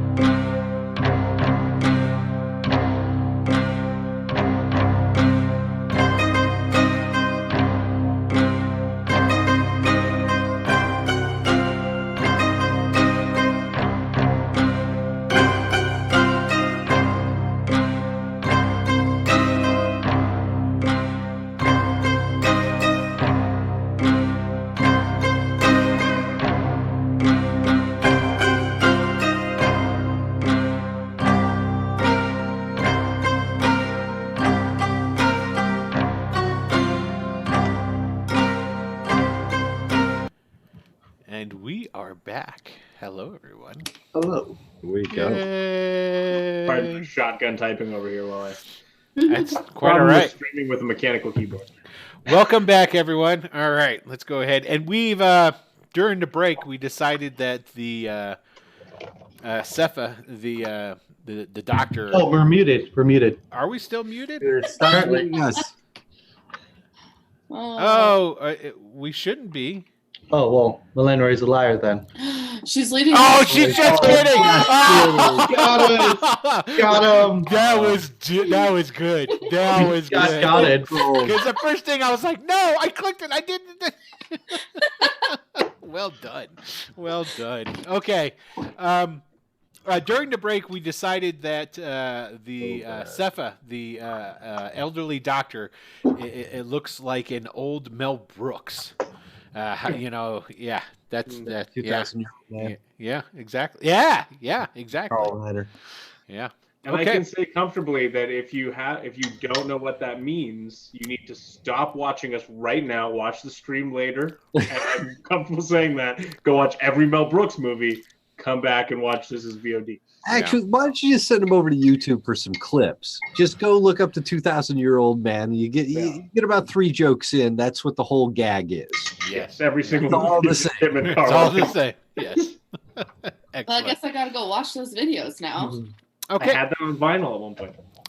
So as you're in there, Cepha, go ahead and he gets out his pestle and mortar and he puts some stuff in and he mixes together some sort of concoction, pours it into a small cup, and he tells Bram, "Now oh, wait a minute, you should drink this here.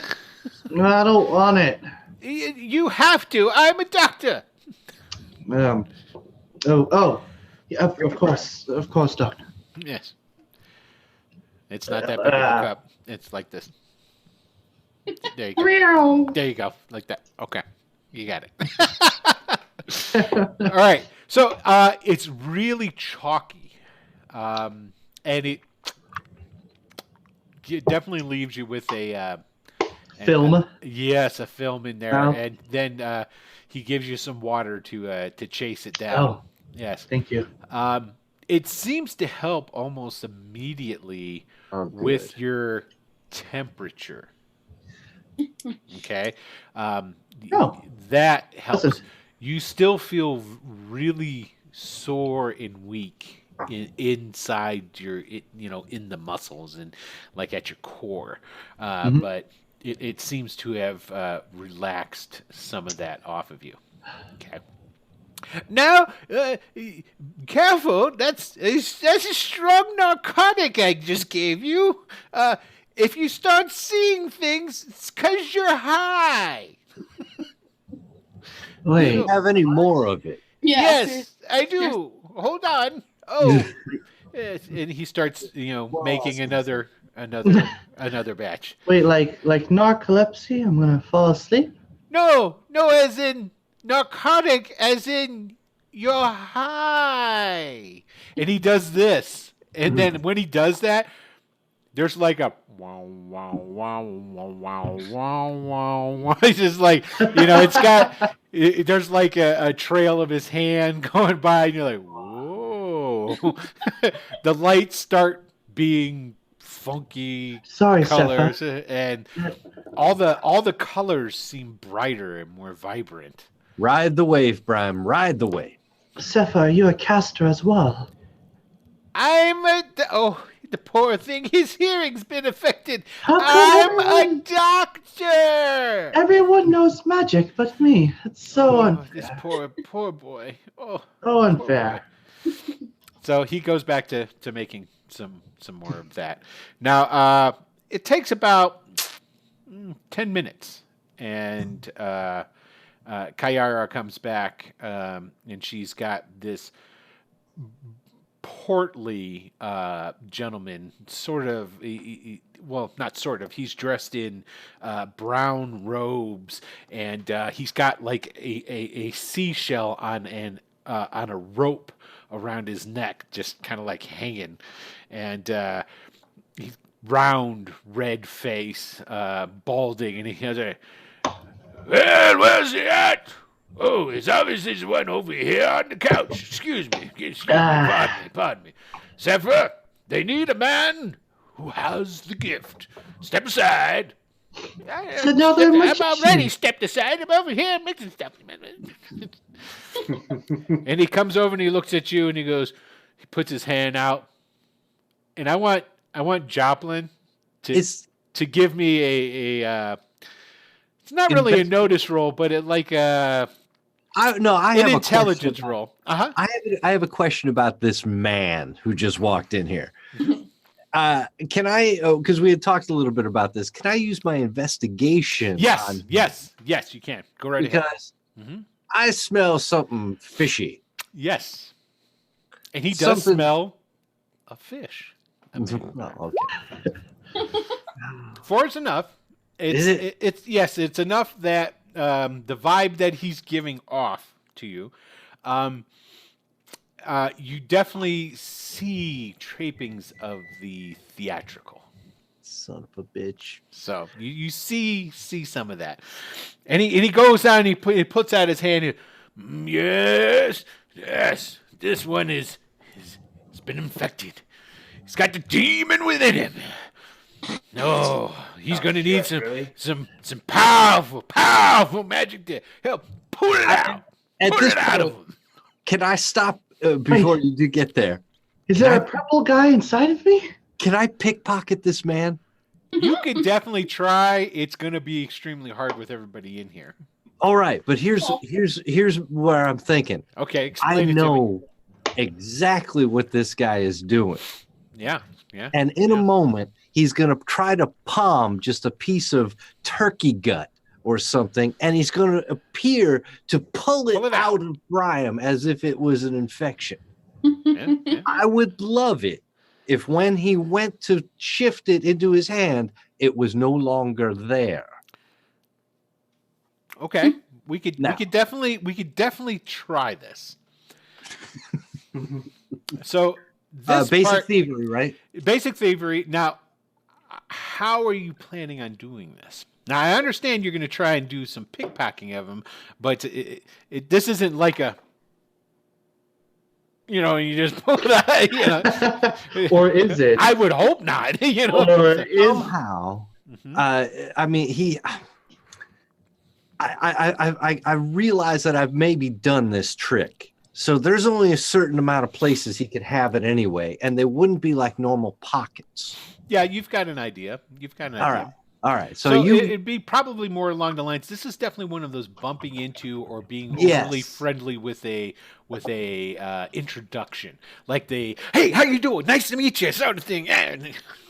Moving past him quickly, bumping into him, giving him a quick pardon while he's doing it, and maybe trying to find. Okay. All right. Make it as difficult as you want because I upped my agility just for something. Ooh. Okay, not a problem. All right. Come on.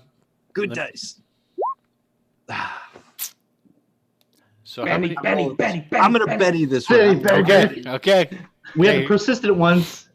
He's got 3 of the regular ones right now. Everybody. Well, wait. Yeah. I got 2. Just 2. 2. Yes. But I mean, All right, but I'm going to take one of my bennies off there and try it again. Yes. Is that good enough, though? That is good enough, actually. Well, look at that. Yes. Those So skeptical- this is what happens. You go up and you like bump into him trying to move over either to get a better look at Brian because he's now blocking your way, or you're moving over closer towards Cepha, who's producing another thing of medicine.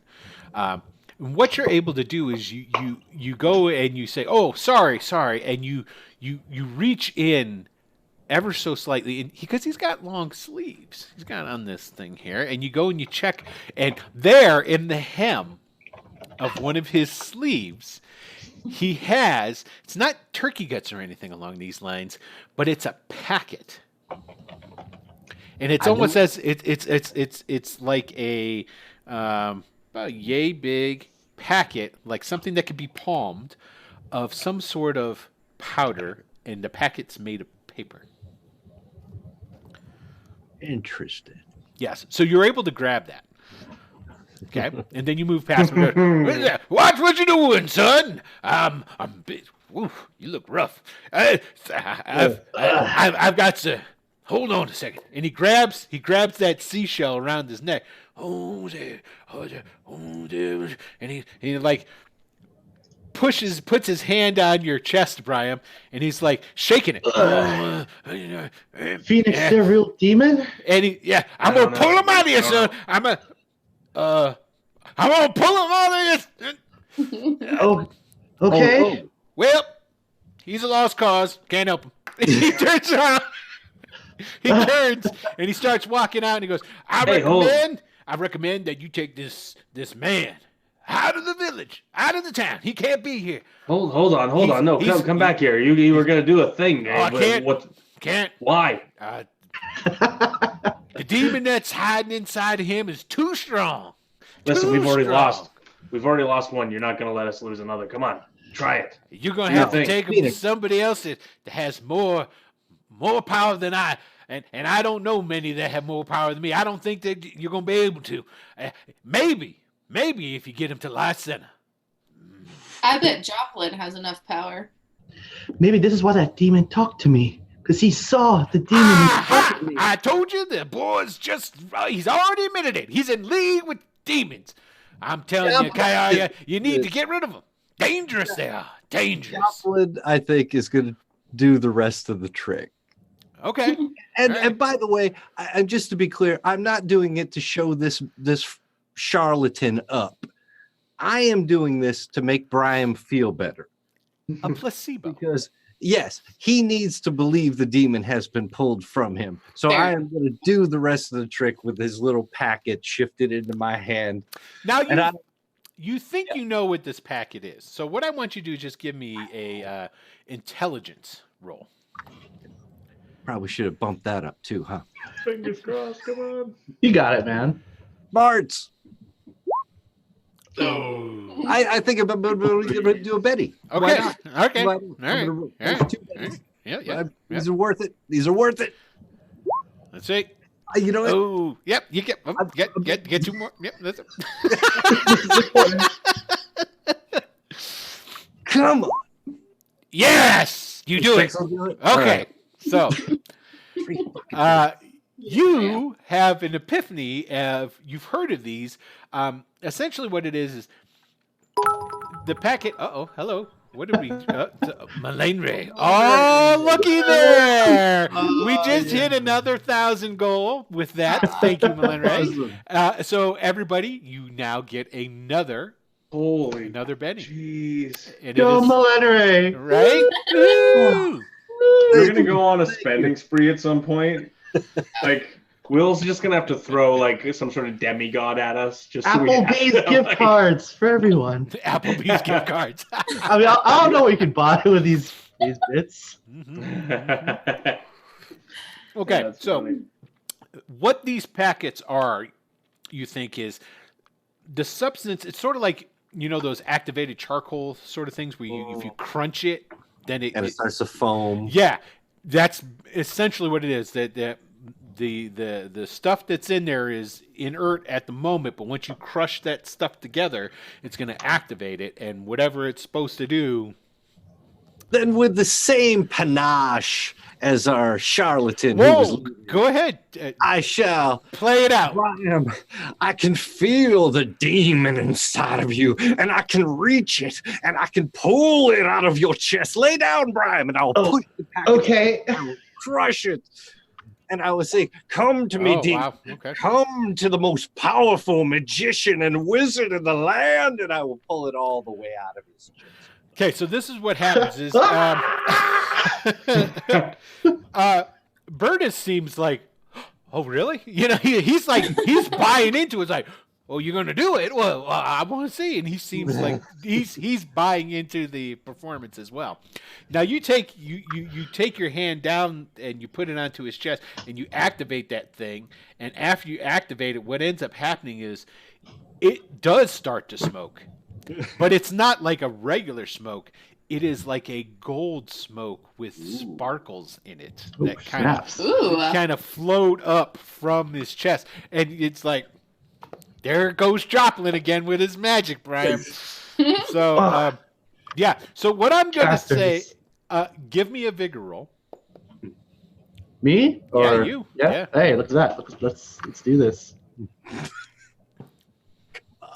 Come Well, on. Brian. Excellent. Yeah. You feel better. You're still not 100%, but you feel like, yep, some of that, that I ache's do starting to feel go better. away. Yeah. It still hurts, but I'm pretty sure it feels better. Yeah. So But yeah. for the next, go ahead and roll a d6 for me. D6, rolling D6 right here. Right, D6. Boom. Nice. For the next 5 hours, actually, you're going to feel, like you said, you still feel sore, but you feel like you can actually operate pretty much as if there's nothing wrong with you. Wow, Joplin. With my, thank you. Yes. Can I roll a smarts roll just to see if any of that added up to me knowing what I know about Joplin? I'm kind of hoping I don't. That's not how Can biology I- works. Can I see if I just like even picked up a single hint? Of course the you fact can. Okay. Of course you can. Oh, you saw you heard the crunch of the stuff as it was activating. You saw exactly what he did. Matter of fact, I'm going to even retro back, and you saw him take that shit from the guy. I just 16's want to pretty make eye good. contact with Joplin and just a small nod of thanks. And acknowledgement maybe that we need to get back to Lysetta quickly. Well, Bertus is like, well, I can see I'm not needed here at all. And he stomps out. Okay. And then I want everybody to roll me a notice roll. Shit. Where's my notice? Okay, Phoenix notices. Brian notices. Oh, hey. Oh, Joplin! Joplin Yeah, Joplin noticed seriously. twice. really notices. Hawkeye. You know, you Okay. get me in that mood where I'm like doing the performance thing. Yeah, Suddenly- the blood's flowing. Yeah, the Yeah. whole 9 yards.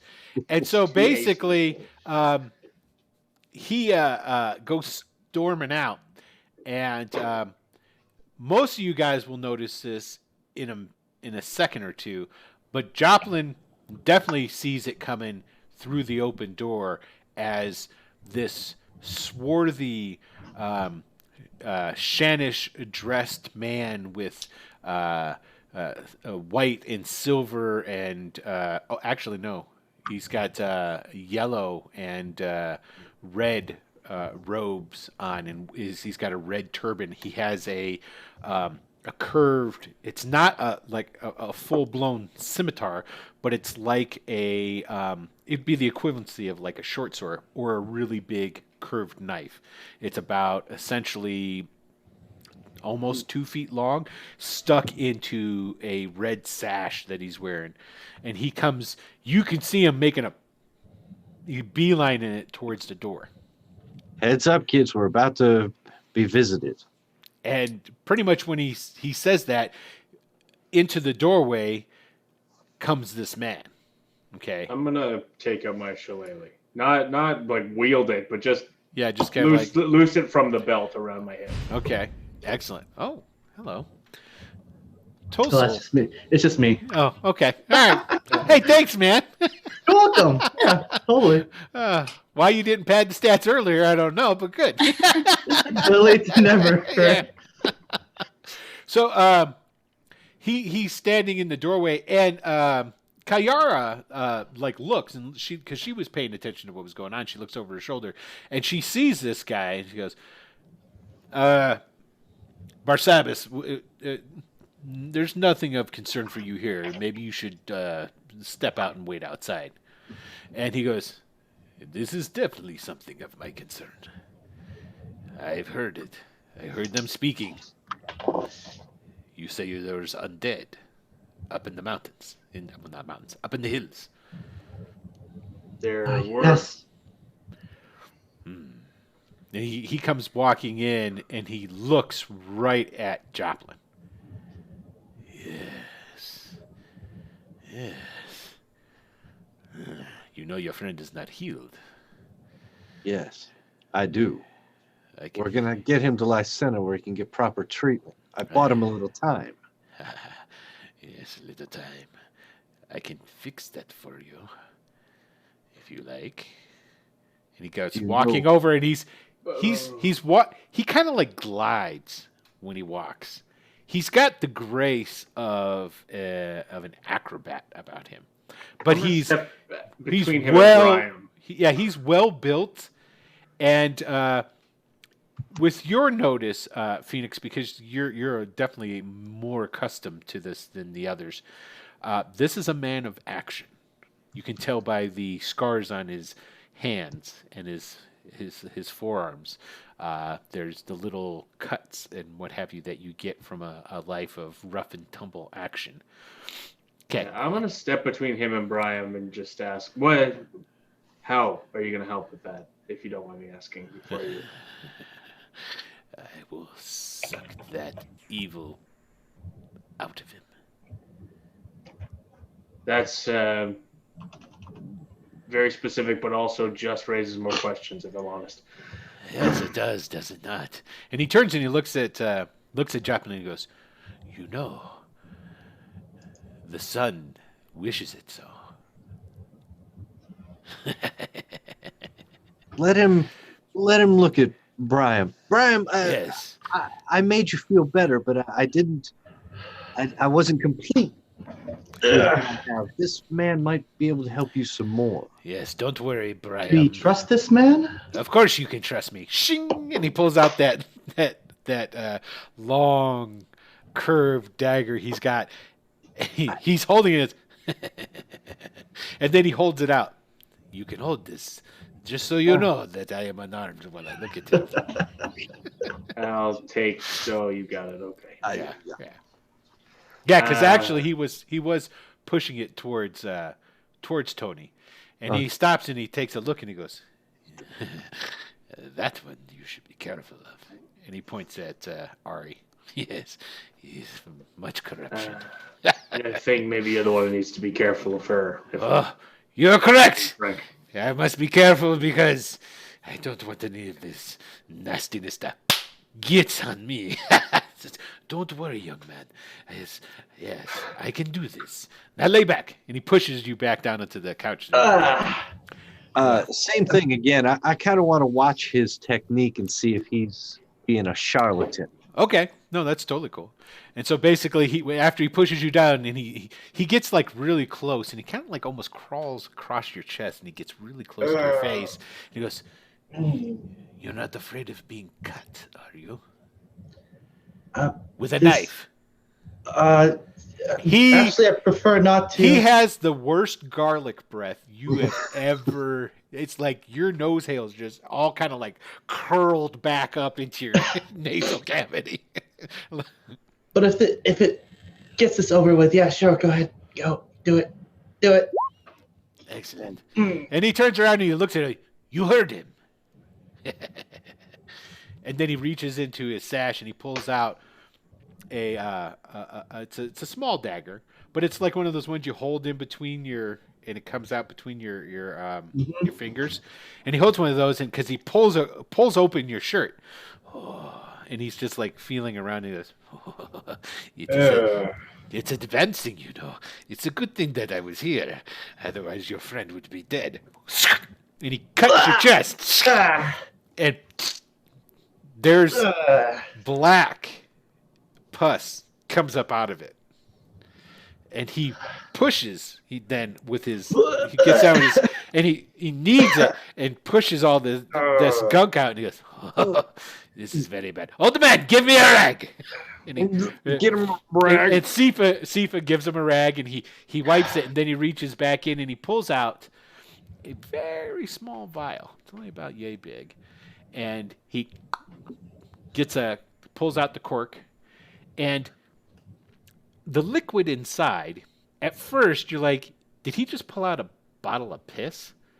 Because it has the same color same yellowish kind of tinge, but there's a faint glow. Now you're not sure if the glow is coming from the sunlight from the window that Cepha opened up and the sun's coming in. You don't know if it's the glow of that sunlight hitting the bottle, making it glow ever so slightly. But then he takes it and he dumps it, boom, right on your cut. And instantly that stuff starts, it's like peroxide on it. And it starts smoking and he starts fanning and he goes, oh, yes, very bad, very bad. And he puts the cork back in the bottle and he puts it into his sash. And he walks over to you, Joplin, and he holds out his hand and he goes, so, do you accept it? Do you? Accept what? He leans in really close and he gets like by your ear, like almost as if he would like kiss your cheek, sort of thing. He gets really close and you can feel his hot, garlicky breath in your ear. Well, I'm honey and bugs, so I mean, we're yeah. There you go. He just goes, the kiss, the kiss of Brighton. Do you accept it? Now, none of you else can heard that. He's whispering to him. Yes. I'll shake his hand and say yes. That's very good. I would have had to have killed you otherwise. Oh. Give me my knife. Yeah, here, you can have that. Yeah, he takes it, and he puts it away, and he goes... And he throws like open his, because he's wearing robes, you know, and he's got one of those long. A lot of the Shanish men, they have this. It's sort of like it's like a robe that like a night robe, sort of thing, where it's all open. It's not buttoned. It's meant to be open and it's flowing. And he just kind of like throws that back and he just walks out. We're not going to get his name. Do we know who that was? Barsabas, I think. Who was that stranger? Kayara goes, well, Barsabas. that was interesting. His name is Barsabas. He's been staying in the town for some time, for about a month. He tends to go disappearing for a little while and then comes back. He just showed up out of nowhere. He's strange, if you haven't noticed, but he pays well. And Right. yes, How do you feel? that's incredibly interesting. What I just saw, though. Is there anything else I can do for you? I feel yes, I feel a little out of my league here, but. You could say that again. And then, as she just says that, you hear from out in the street, like, and it's a little ways away, you hear, yes, they could go and kill the rest of them. That's all you heard. I feel, well. And yes, I'm sorry. Brian. As that, now I should describe what happened to you is like when he poured that onto you, first of all, it smelled foul, okay? But the stuff that came out of you smelled really foul too. As that bubbled and evaporated it, you could feel that soreness and that pain that was laced through your body start to be retracted. It starts in your toes and your fingers, and you can feel it receding and all coming up and out of that wound. Now, you still have this big-ass cut on your chest, and so Cepha then just starts to just keep laying down all these fools coming into my place tell me how to do stuff. I could have done that. I was obviously infected. I knew. He's going to sew you up. Is what he does. Well, I feel. Oh, sorry. I feel better, but I think I prefer your method, Joplin. It wasn't as painful. Ow! Believe me, you don't. No, I trust you, Joplin. Perhaps the tavern for some rooms. Yeah, Oh, Mhm. what do we owe the doctor? Oh, well, you know, it's a silver. That I do have. Oh, Thank you. Oh, thank you. Yes, and well, you bathe. I'm sorry, young man. And he like pats Brian. He pats you on the head. He says, you should rest. Yeah, Yes. it's a good idea. Hmm. Absolutely. There's a place. It's called the Dancing Ram. Maybe there. I hear they have decent accommodations. Maybe if you could send your word to the maybe a letter that explains that our friend here doesn't have anything that's catching. Oh, the plague. Yes. Okay. Yeah, they didn't And exactly he goes, consider us. he goes and he writes. He goes over and he gets a sheet of paper and he finds some ink and he's all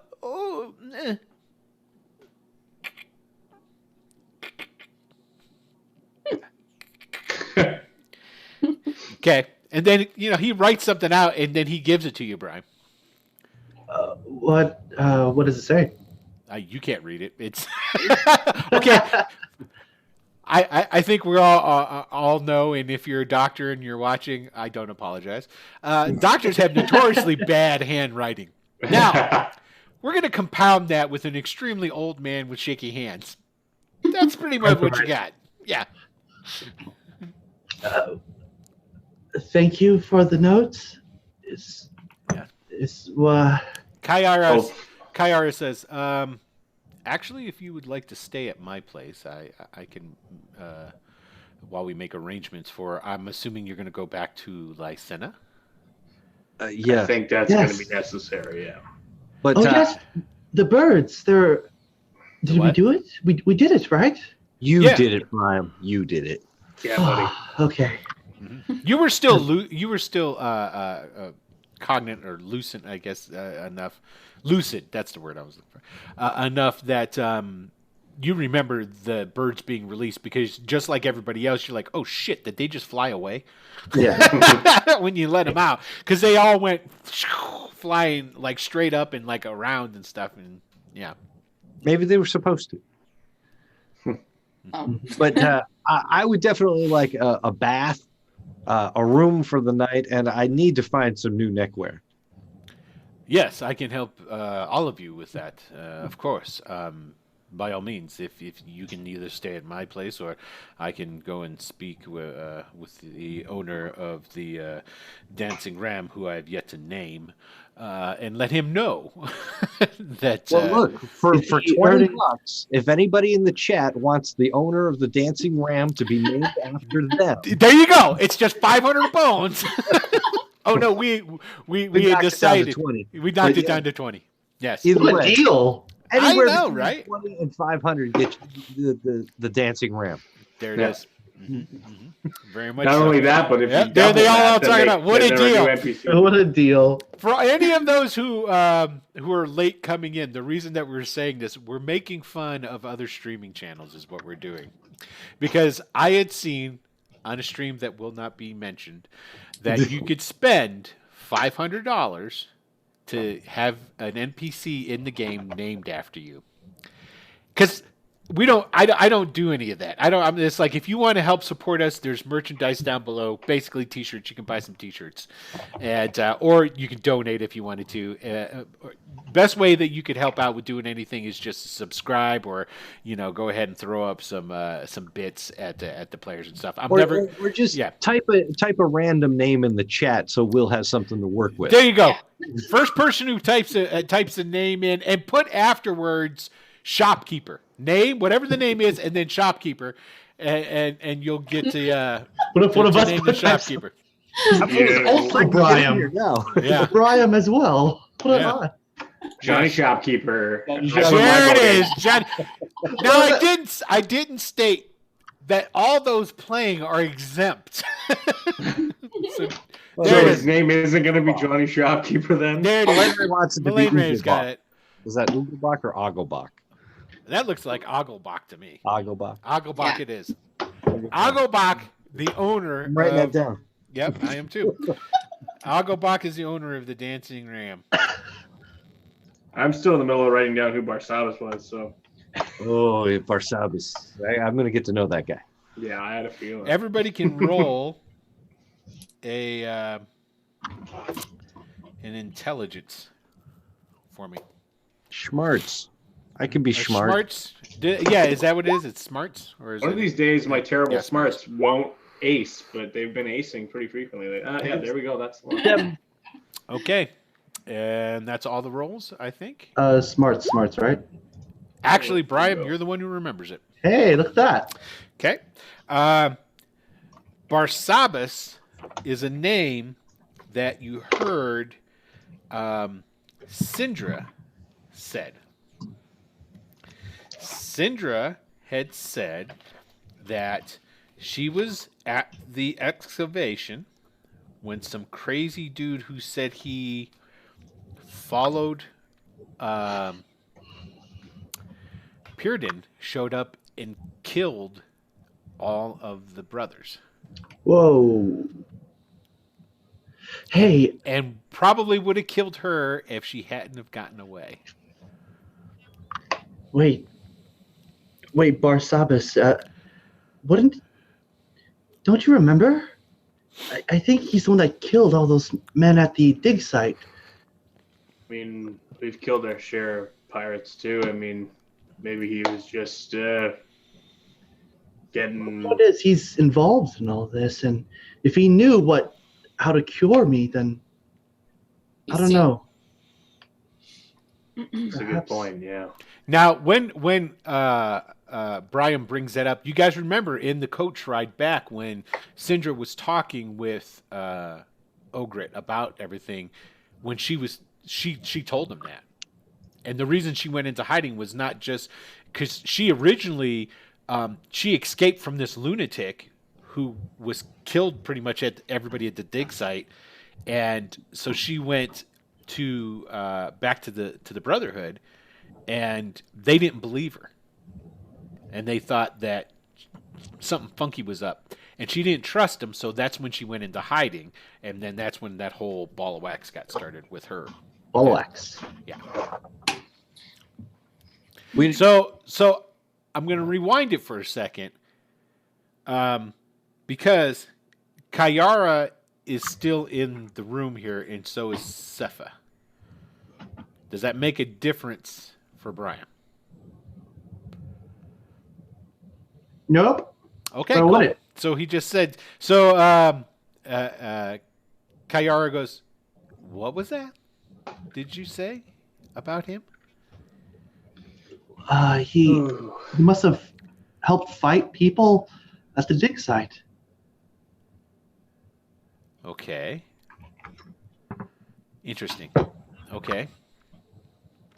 Well, there's something that I'm going to have to take care of.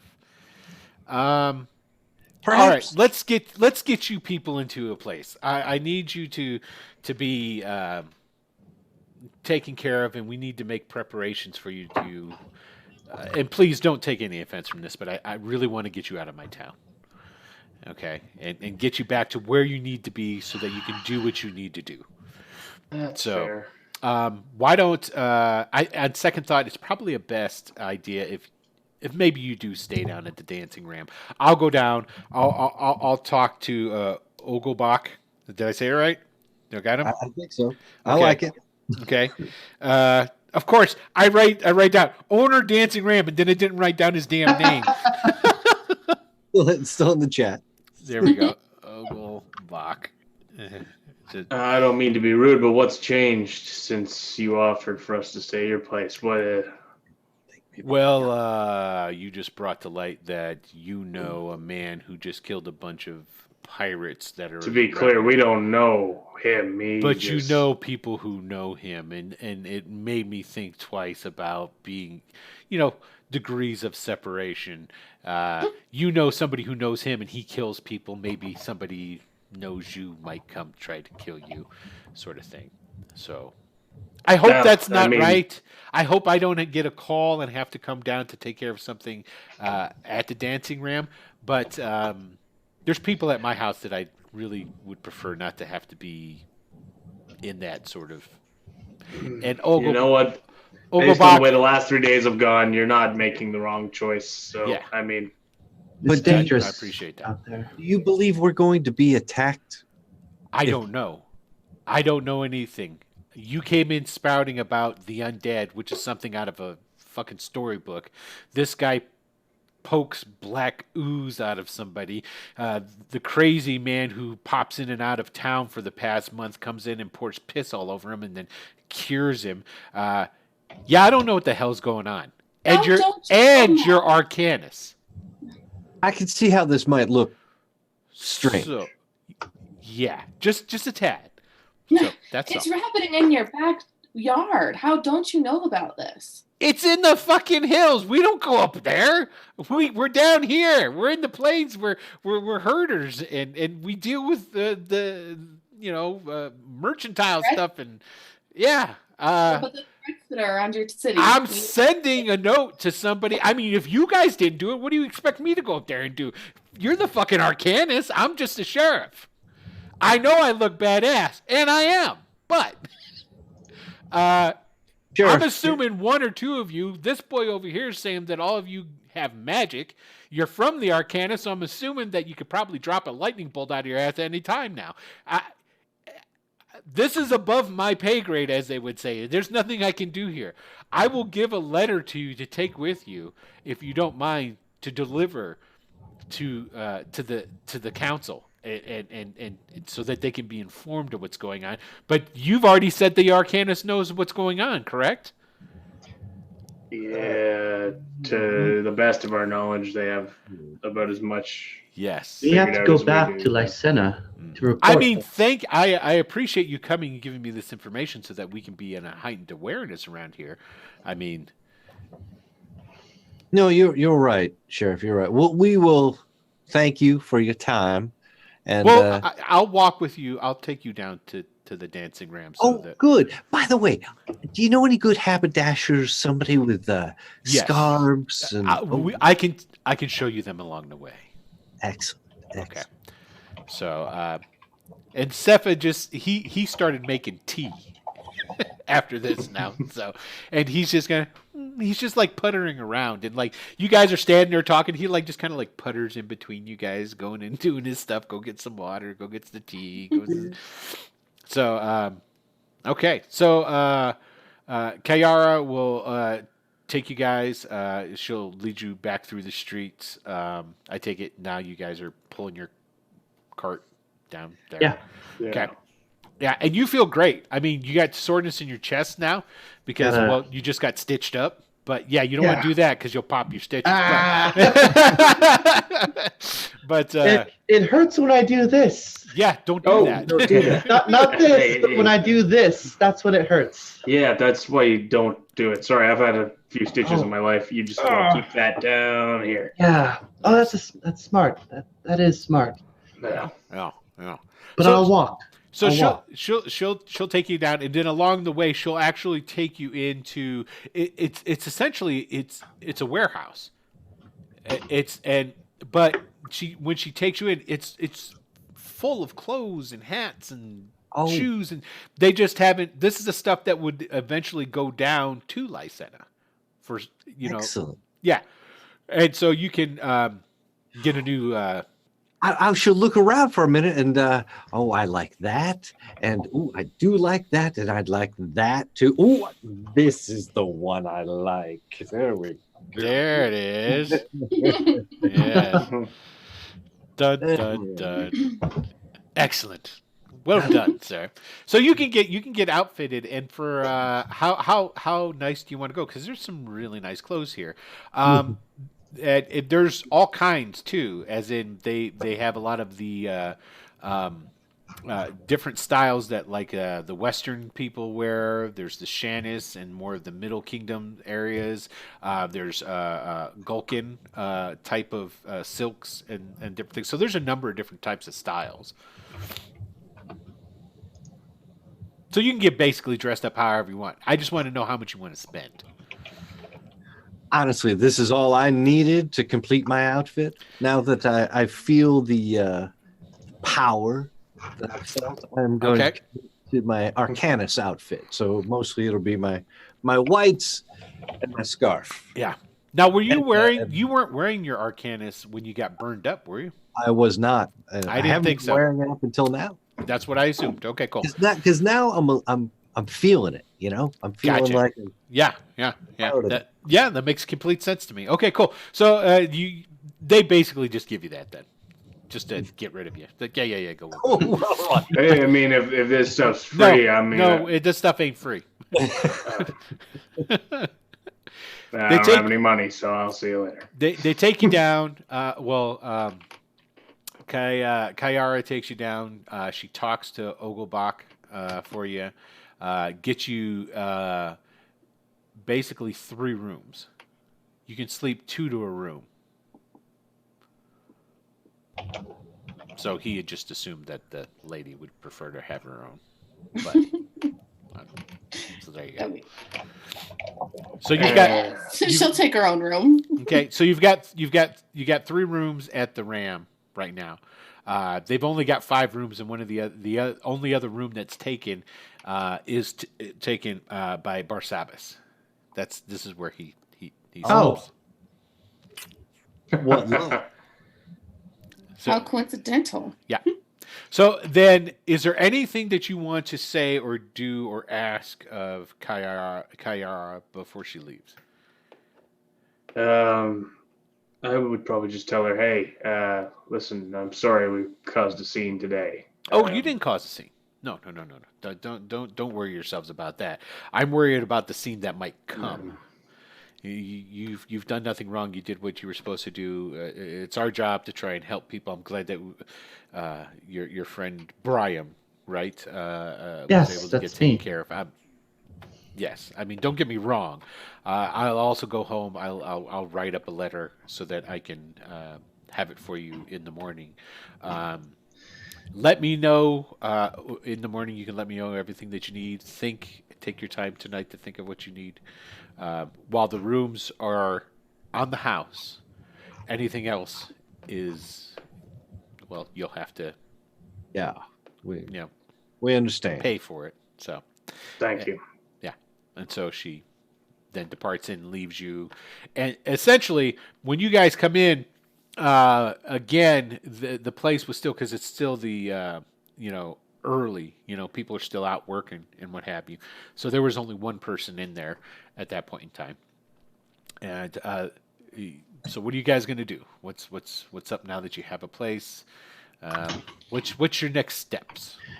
If I haven't bathed, I need to get these honey and bugs off of me. Yes, that definitely can be. Essentially, do you want to Even buy if it's extra. Do you want to buy an actual bath, or do you just want a bucket and a brush? And No, I think I'm going to spend for this one. you're gonna get a bath? Okay, all right. The warm water. Yes, with soap. of course. Yeah. So he'll definitely Ogobak will prep a bath for you for sure. Excellent. Okay. So Is Barsabbas in his room, or is he in here? Yeah, do we know who that he's other not person is? he's not down in the common room. I'll go up and knock on his door if I know where it is. Bold. You don't know which one it is, but there's only 5 rooms. I mean, it's a process. And of we're taking up elimination. most of What's them. behind door number 5? Yeah, there you go. The second door you knock on. So you knock on the 2 doors that it's- aren't yours. You know, I'm staying in the same room as you. yeah. Yeah. Well, you know that you it's process elimination. You know that whichever other one that you knock on that isn't his is not currently nobody's in there, so it won't matter. It's not like you're going to disturb anybody. So you knock on the doors and there's no answer. Oh, okay. Well, that's all I wanted to do. I suppose I'll just relax on a bed with no one poking at me for once today. So Okay. that's all I'll do. And I am going to go and find Oglebach and ask him if he'd like someone to play in the bar room for the evening. He's right there. Oglebach's, just behind the counter. And he goes, "Sure, you can play. I don't mind at all. You can play for sure. Yeah, is it okay if I put out Well, play something, a mug? and then I for- tell you." All right, and I'm assuming that means performance roll. Yes. All right, let's just hope that went On second terribly. thought, Thank you, but no. The taste of Lysenna are very different from the simple food. I would like to spend a penny. Okay, go ahead. Don't hoard Try those and pennies. pull Personal pride pull a going on note. here. Okay, all right, I understand that. Just for. All right. Yeah, no, that's Guess totally what? passable. Oh, there we go. There we go. Yeah. Uh, So basically, you do a little tune for him. He's like, sure, go ahead, play. Thank you. And I'm gonna put a cup out to see if I can make a little scratch to fill my Okay. pockets. And by fill my pockets, I mean have more than 0. Gotcha. Not a There's problem. a small pocket. Okay. No.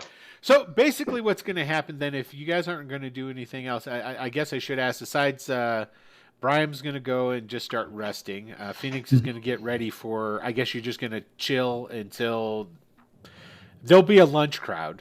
Yeah. And then there'll be the evening crowd.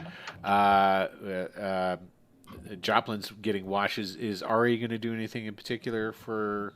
So I'm interested on the other person that's in the room, right? You said there was one other person in here. Is he sitting at like a table? Yeah, it's just he looks like some guy, just Like a local. Yeah, Yeah.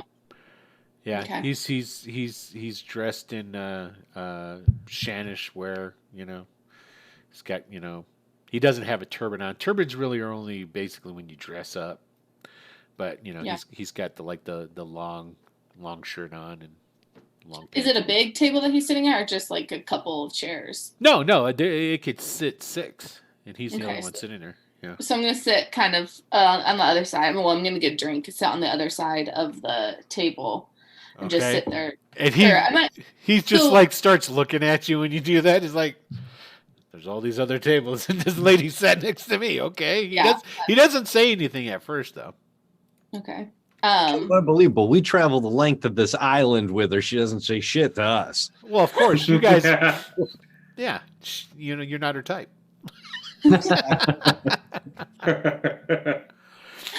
Okay. Yeah. I was it's basically the morning, right? It's like what, 11 or something like that. Yeah, roughly. It's before the noon hour for like basically lunch and whatnot yet, but Okay. And I'm assuming he's drinking alcohol, correct, of some sort. sure, I guess that you can assume anything. You can assume mean, he's I drinking guess. goat's milk too, for all you know. So I'll say to him, been a rough morning, just like as a question. Not very loudly, but just kind of in his direction. No. What are you doing in here?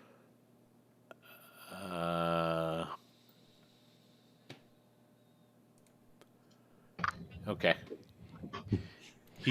He gets up, finishes his drink, walks over and he puts it on the counter and he leaves. What happened? He was uncomfortable. Was that the roll? Yeah, he got a 1. So he's like, okay, I'm out of here. Gonna do a spirit roll. That's about it. Alright, well, I'm just gonna sit drinking. He at was the table. intimidated by you, Ari. He was Natural intimidated. I gotta be honest, I was really hoping you just walk to the next person and have the exact same conversation. Just it's the numbers game, you know? Yeah. I mean, you can. I mean, is that what you're trying to do? No. No. Okay. All right. Well, then, basically what'll happen then is the day will progress on. You guys can get yourselves back together, cleaned up, all that different stuff. The evening comes, you'll be able to play. Go ahead and give me a roll of a D12 there, Phoenix. Come on, big money. Okay, you get 5 copper. Oh yeah, that's big money for me. I've had Heyo. that for sessions.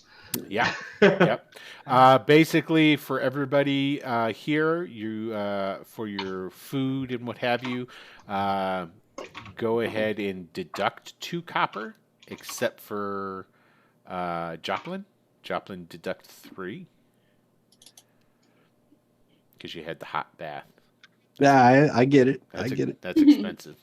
I think I'm gonna deduct 1 more for a hot bath once I'm done playing too. Really? Yeah.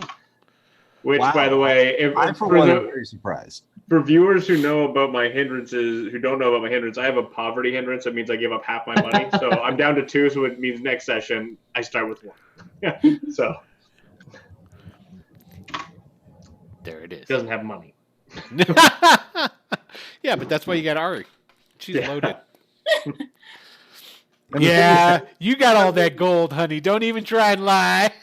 Now they don't know. They don't know unless you poured out poor Ryland's pouch in front of them and went, "Woo! Look at that!" Mm-hmm. Right. Dead guy money. I think at least one of them might never talk to me again. So that's basically it. Then you spend the day there. You get to recuperate, refresh yourselves, and that evening.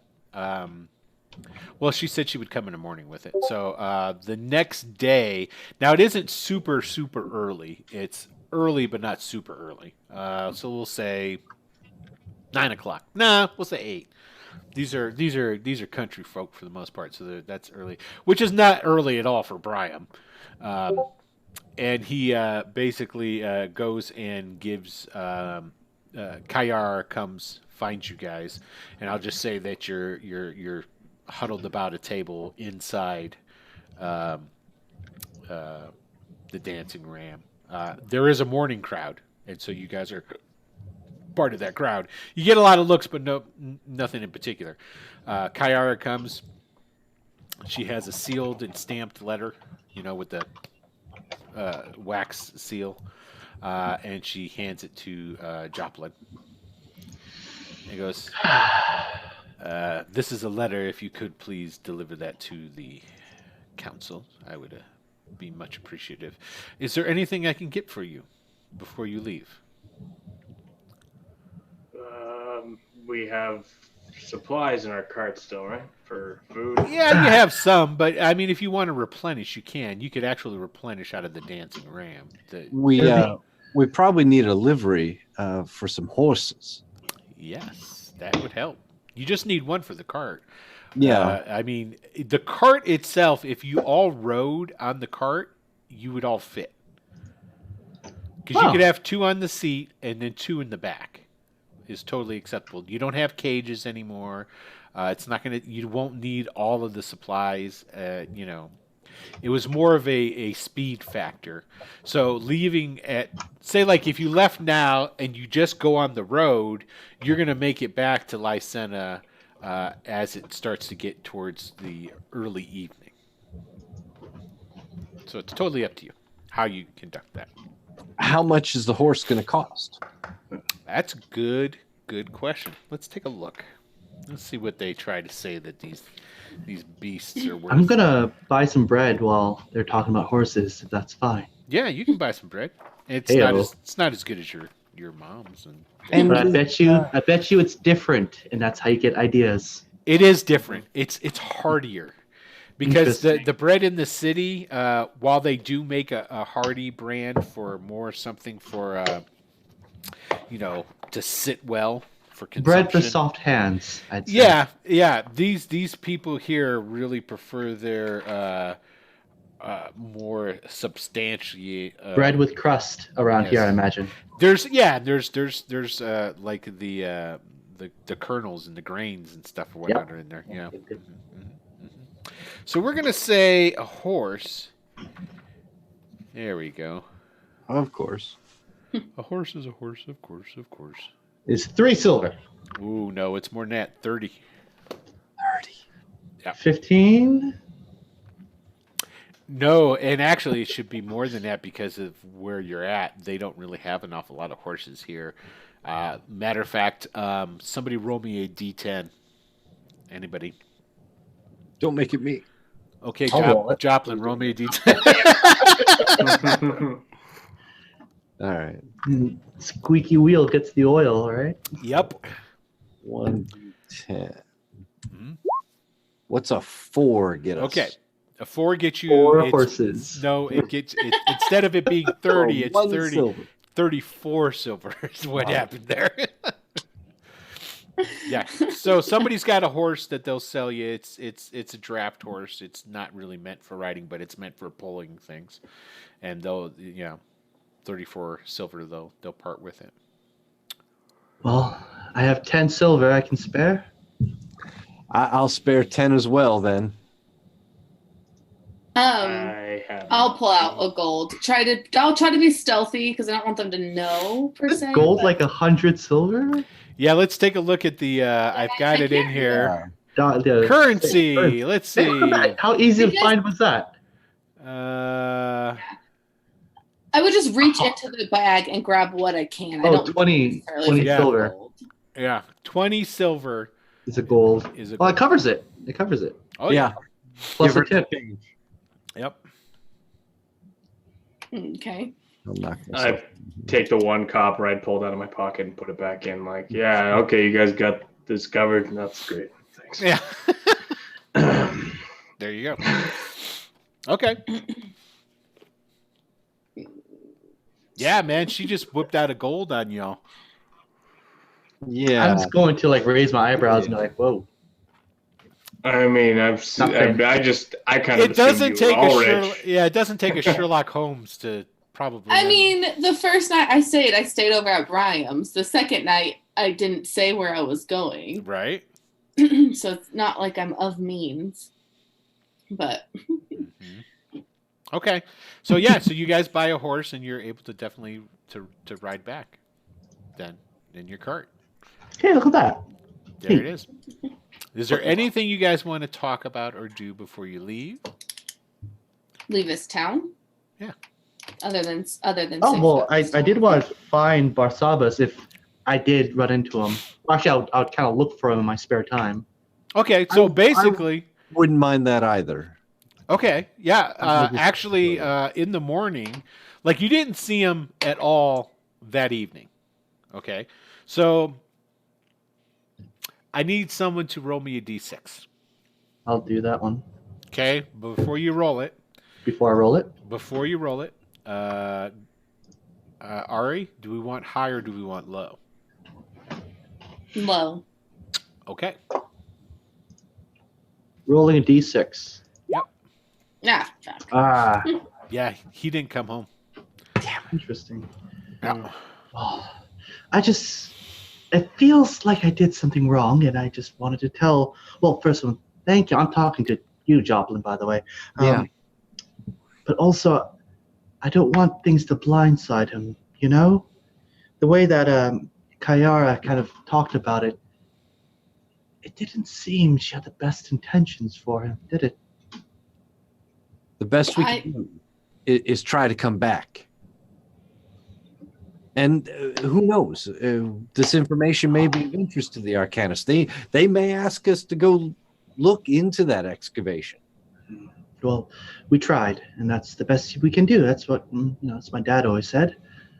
All right, well, let's go. You want to try to leave him a message? I think this might require a little discretion.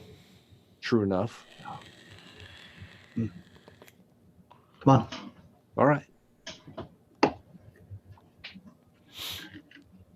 Okay. All right. So you guys head on out then, and you get on the road, go back to Lysena.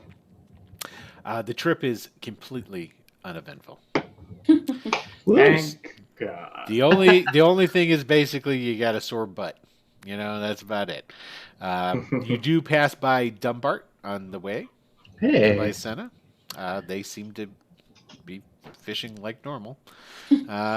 And then you get Is in. the drunk offenser still around? You want to stop and see if he's there? If you made note of that, I would also want to stop and see just what that is up to. I was curious about him. Well, we kind of left him behind and weren't sure if he was going to get ambushed or, if more pirates were going to show You're up. right about that. You guys never found out about that. So maybe we should look in on him if we got a minute. Totally, it's up to Actually- you. That's a good idea. I don't mind that in the slightest. This is exactly what I was talking about earlier. See here? Every other D&D group that I've gamed with in the past 2 years would have been like, fuck that guy. We don't give a shit about him. It's like It's because you just make the character so interesting. We're invested. Is that what, there it I is. really Okay. wanted to take him with us, to be honest, when we left. Right. Okay, so so you guys get to Dunbart and you pull up in your cart and get out. There's people out and about. Now you remember the house because he was in the same house where you found Syndra. Because just off the beach there. yeah, it's his house, right? Oh, That's okay. what she had said. Because she came to his house to lie low. So. You gonna stop and talk to anybody? Or you're just gonna go up to his house? Just go straight there, I think. Yeah, bang on the door. See if he's still alive. And his name is Askar. Yeah. What was his? It was something really short. Guy. Askar guy. Yeah. Askar guy. Asker Was, guy. So you guys go up and you knock on his door, and his door just kind of opens up. Now everybody that's there, they're seeing you and they're like, oh, and they start going into their houses. They're like, oh shit, it's those guys again. Look, there's going to be pirates coming. They all start just No, it's fine. Oh shit. Okay, so yeah, they all beat feet and go into their houses and close them up.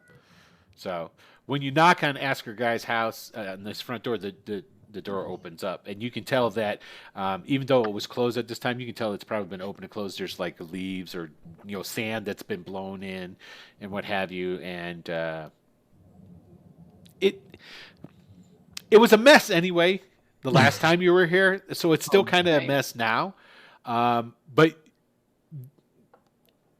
it appears that he's gone and probably took some stuff or whatnot. I mean, there's less junk than there was the last time you were in here. Okay. Yeah. So We don't believe he's dead though, right? I don't know. You say it seemed like he took some stuff. Well, somebody did. I mean, there is a whole town here. I mean, village of fisher folk that you could talk to somebody if you wanted Yeah, to. but then we got to talk to Fisher people. Oh my God, that was so elitist of you. Got my scarf back. I'm clean. Yeah. Okay. Fair Shame. enough. Fair enough. That's good. I like that. I like that a lot. Anybody else want to talk to somebody? I was hoping he'd just be here. He'd be drunk. We could say hi. Yeah. I'm going to go look. Is there a tavern in town? No, this is not any. This is small. I'm just going to go to the next house and just knock on the door. I'm just going to try Go and to the open next. door. You're going to go to the next.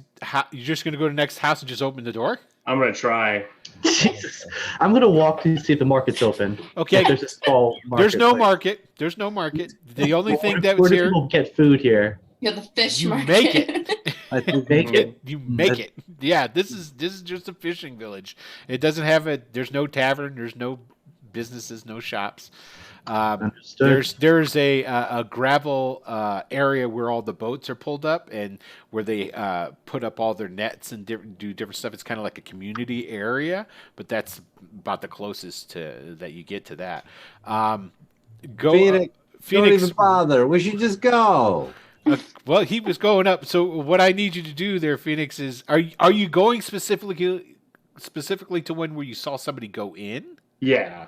Okay. All right. Okay, you go to open the door and it's locked. I'm going to just. And then all you hear from the other side is, "Go away! Go away! I We just don't want have to anything know. for you to steal. I'm just looking for Askar. Come We on. don't want you and your pirate friends. We don't want no trouble from you."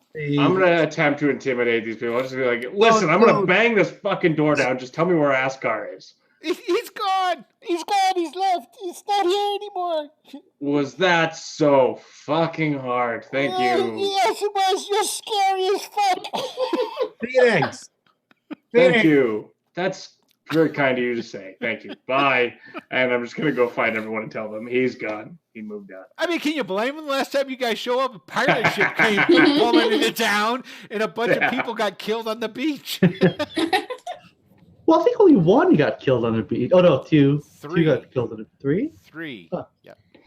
Well, let's stop talking before the number gets only higher. two by you, and then the others were beat up. Mm-hmm. You beat them all senseless and into submission. So Mm-hmm. okay, well that's good.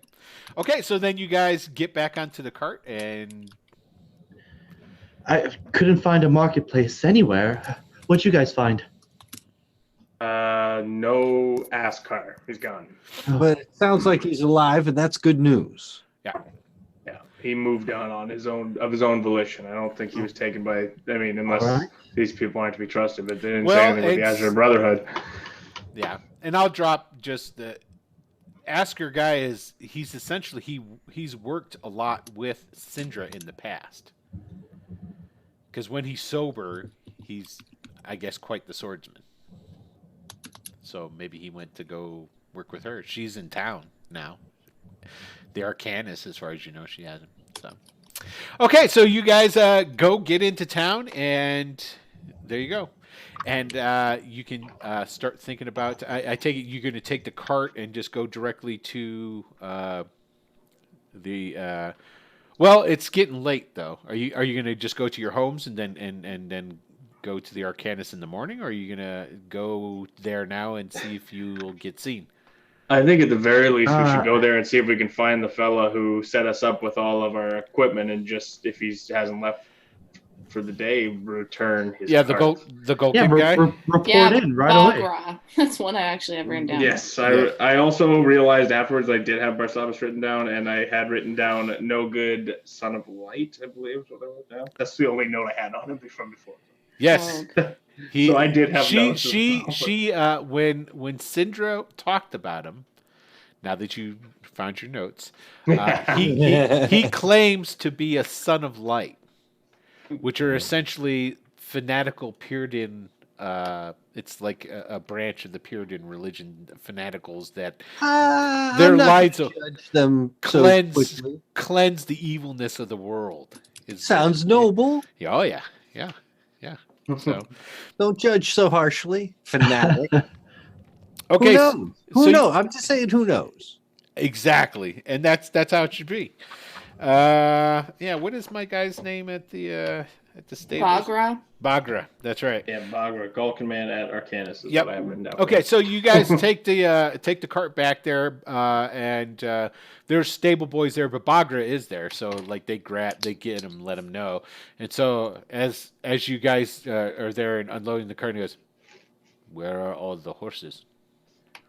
In Golkin, I'll tell him we ran into some undead, and it'd take me a minute to try and think of a word that might describe that in Golkin. The They non-living. Yes, this is Yes, very they- bad. they ate the horses. We were caught unawares. This is a shame. Do you wish me to stable your horse here? That's up to the crew, but that seemes like the best possible option for us at this point. Phoenix, Yeah. yeah. I mean, do you have a stable? I mean, I don't know about your personal life. I haven't seen your apartment. I don't know what you have. I don't have a stable. Okay, then we'll stable him here. Thank you for the passive aggressive answer. I'm just trying to help you make the right decision. That's all I'm doing. No, that's great. I've always, they say you catch more flies with something than something. I don't know. He I was caught covered lots in of flies. I flies. was Yeah. covered. I think it's something about honey on your skin. Yeah. Gotcha. All right, so basically, he starts stabling the horses, and before he leads the horse away, he says, "Ogret will be here momentarily. I sent a boy for him," and then he just takes the horse in. And roughly about 5 minutes later, bouncing in is Ogret, and he's eating a banana. Perennially jovial. Just one banana, eh? Just one. I'm Well, gonna it's a say, long walk, so it is. Hey, Ogret, you on a diet? You're back. Oh, wait, just. Is it dark? Where's Rylan? Yeah. Uh, You may want to send word to his family. Oh no. Oh, We this is tried, terrible. Ogret. We So tried. this is much more. Well, I think with this having been said, I wish all of you to spend the evening here at the Citadel. Come, we will feast, we'll dine, and we shall. You can relay to me everything that's happened. Do you have a messenger you could send to the Empress just to let them know that I'm... Of course, boy, of course. And Uh, to your parents, Brian. Yes. And my sister is in town. She's at my apartment, I believe. Just send her word that I'm home. I'm fine. Yes, of course. And then he turns in. What about you, Ari? Is there anyone that I should inform for you? Just me. Very well. Come with. We must have a drink in remembrance to our fallen comrade. That is a shame. That is. You have to understand. Ryland might have been a little rough around the edges, but he comes from a very, very long lineage and stock of sorcerers, and his father and grandfather, extremely important people here. Well, we understand he was very excited to be here as well. Well, yes. They'll want an explanation, won't they? And we Yes. attempted to preserve the body, but we're not able to. Well, come. Let's get inside. You've had a long trip. I wish you to rest, and you can tell me, and then I'll decide what I'm going to tell to his parents, and they might wish to speak with you as well, seeing how they are rather important people. But We understand. yes. And with that, that's where we're going to end tonight. Hey, All right. Look at that. Done. got a lot of stuff Done. accomplished today. Yeah, there it is. Yeah. Didn't get in any fight. I'm proud of you guys. You know, You stopped and checked on somebody just to see how they were doing. Gets me, man. I was like, are they gonna have like fish oil bread? I gotta find out. Well, They were doing red research. well, let's put it this way. You probably could have talked to some of the people there. Now, if you were just people coming up off of the road that didn't bring pirates with you, you probably would have got a different I reception. mean, to be fair, we Yeah. killed the pirates. We knocked them out. We Totally. weren't with them. Totally. But they know, too, that when you showed up, so did the pirates. It's kind of like a, Trouble guilty breeds trouble. Yeah, guilty by association sort of thing. So, but there you go. All right. Hey, everybody, I want to say thank you again for tuning in to an episode of Tales of Savage Land. I hope we painted a little bit more of a picture for you that you enjoyed. Let's go ahead and we'll start off with saying our goodbyes. So we'll start with Grace because we ended with her, I think, last night. No, we ended with Jonathan. So, Jonathan, Hello. you say goodbye first. Well, my name's Jonathan, and I play as Brian. And yeah, pretty good session today. We went to a city. We found some dirt in the ground. Met like several new characters. Good time, I'd say. And you can just find me here Wednesdays nights, starting at 9 EST. There you go. Yeah. All right. All right. Yes. Okay, Grace, go ahead. Well, I'm Grace. I played Ari tonight, and you can find me here Wednesday nights, same time that he just said. There you go. Excellent. And Phoenix. Oh, hey, I'm Phoenix. Dylan, actually, that's my real name. Yeah. Dylan Trahan everywhere. Villain Trahan here on Twitch. You can find me. The most productive place would be Twitter, because then you can find out if you forget to show up. I'll be reminding you every Wednesday. Indubitably. Uncle Tony. Yes, I am Uncle Tony, and you know where you can find me? You can find me at Crumb Together, or crumbtogether.com. Either way, sometimes I'm at the real store, but yeah, There you go. Let's throw out a little cookie reference for my people. There But it stalk him. He'll physically be there. I don't think Tony would mind.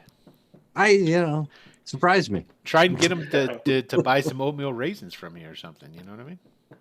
Although, okay, I got to ask. So what's your best seller? Oh, how have we not asked that yet? Right? Yeah.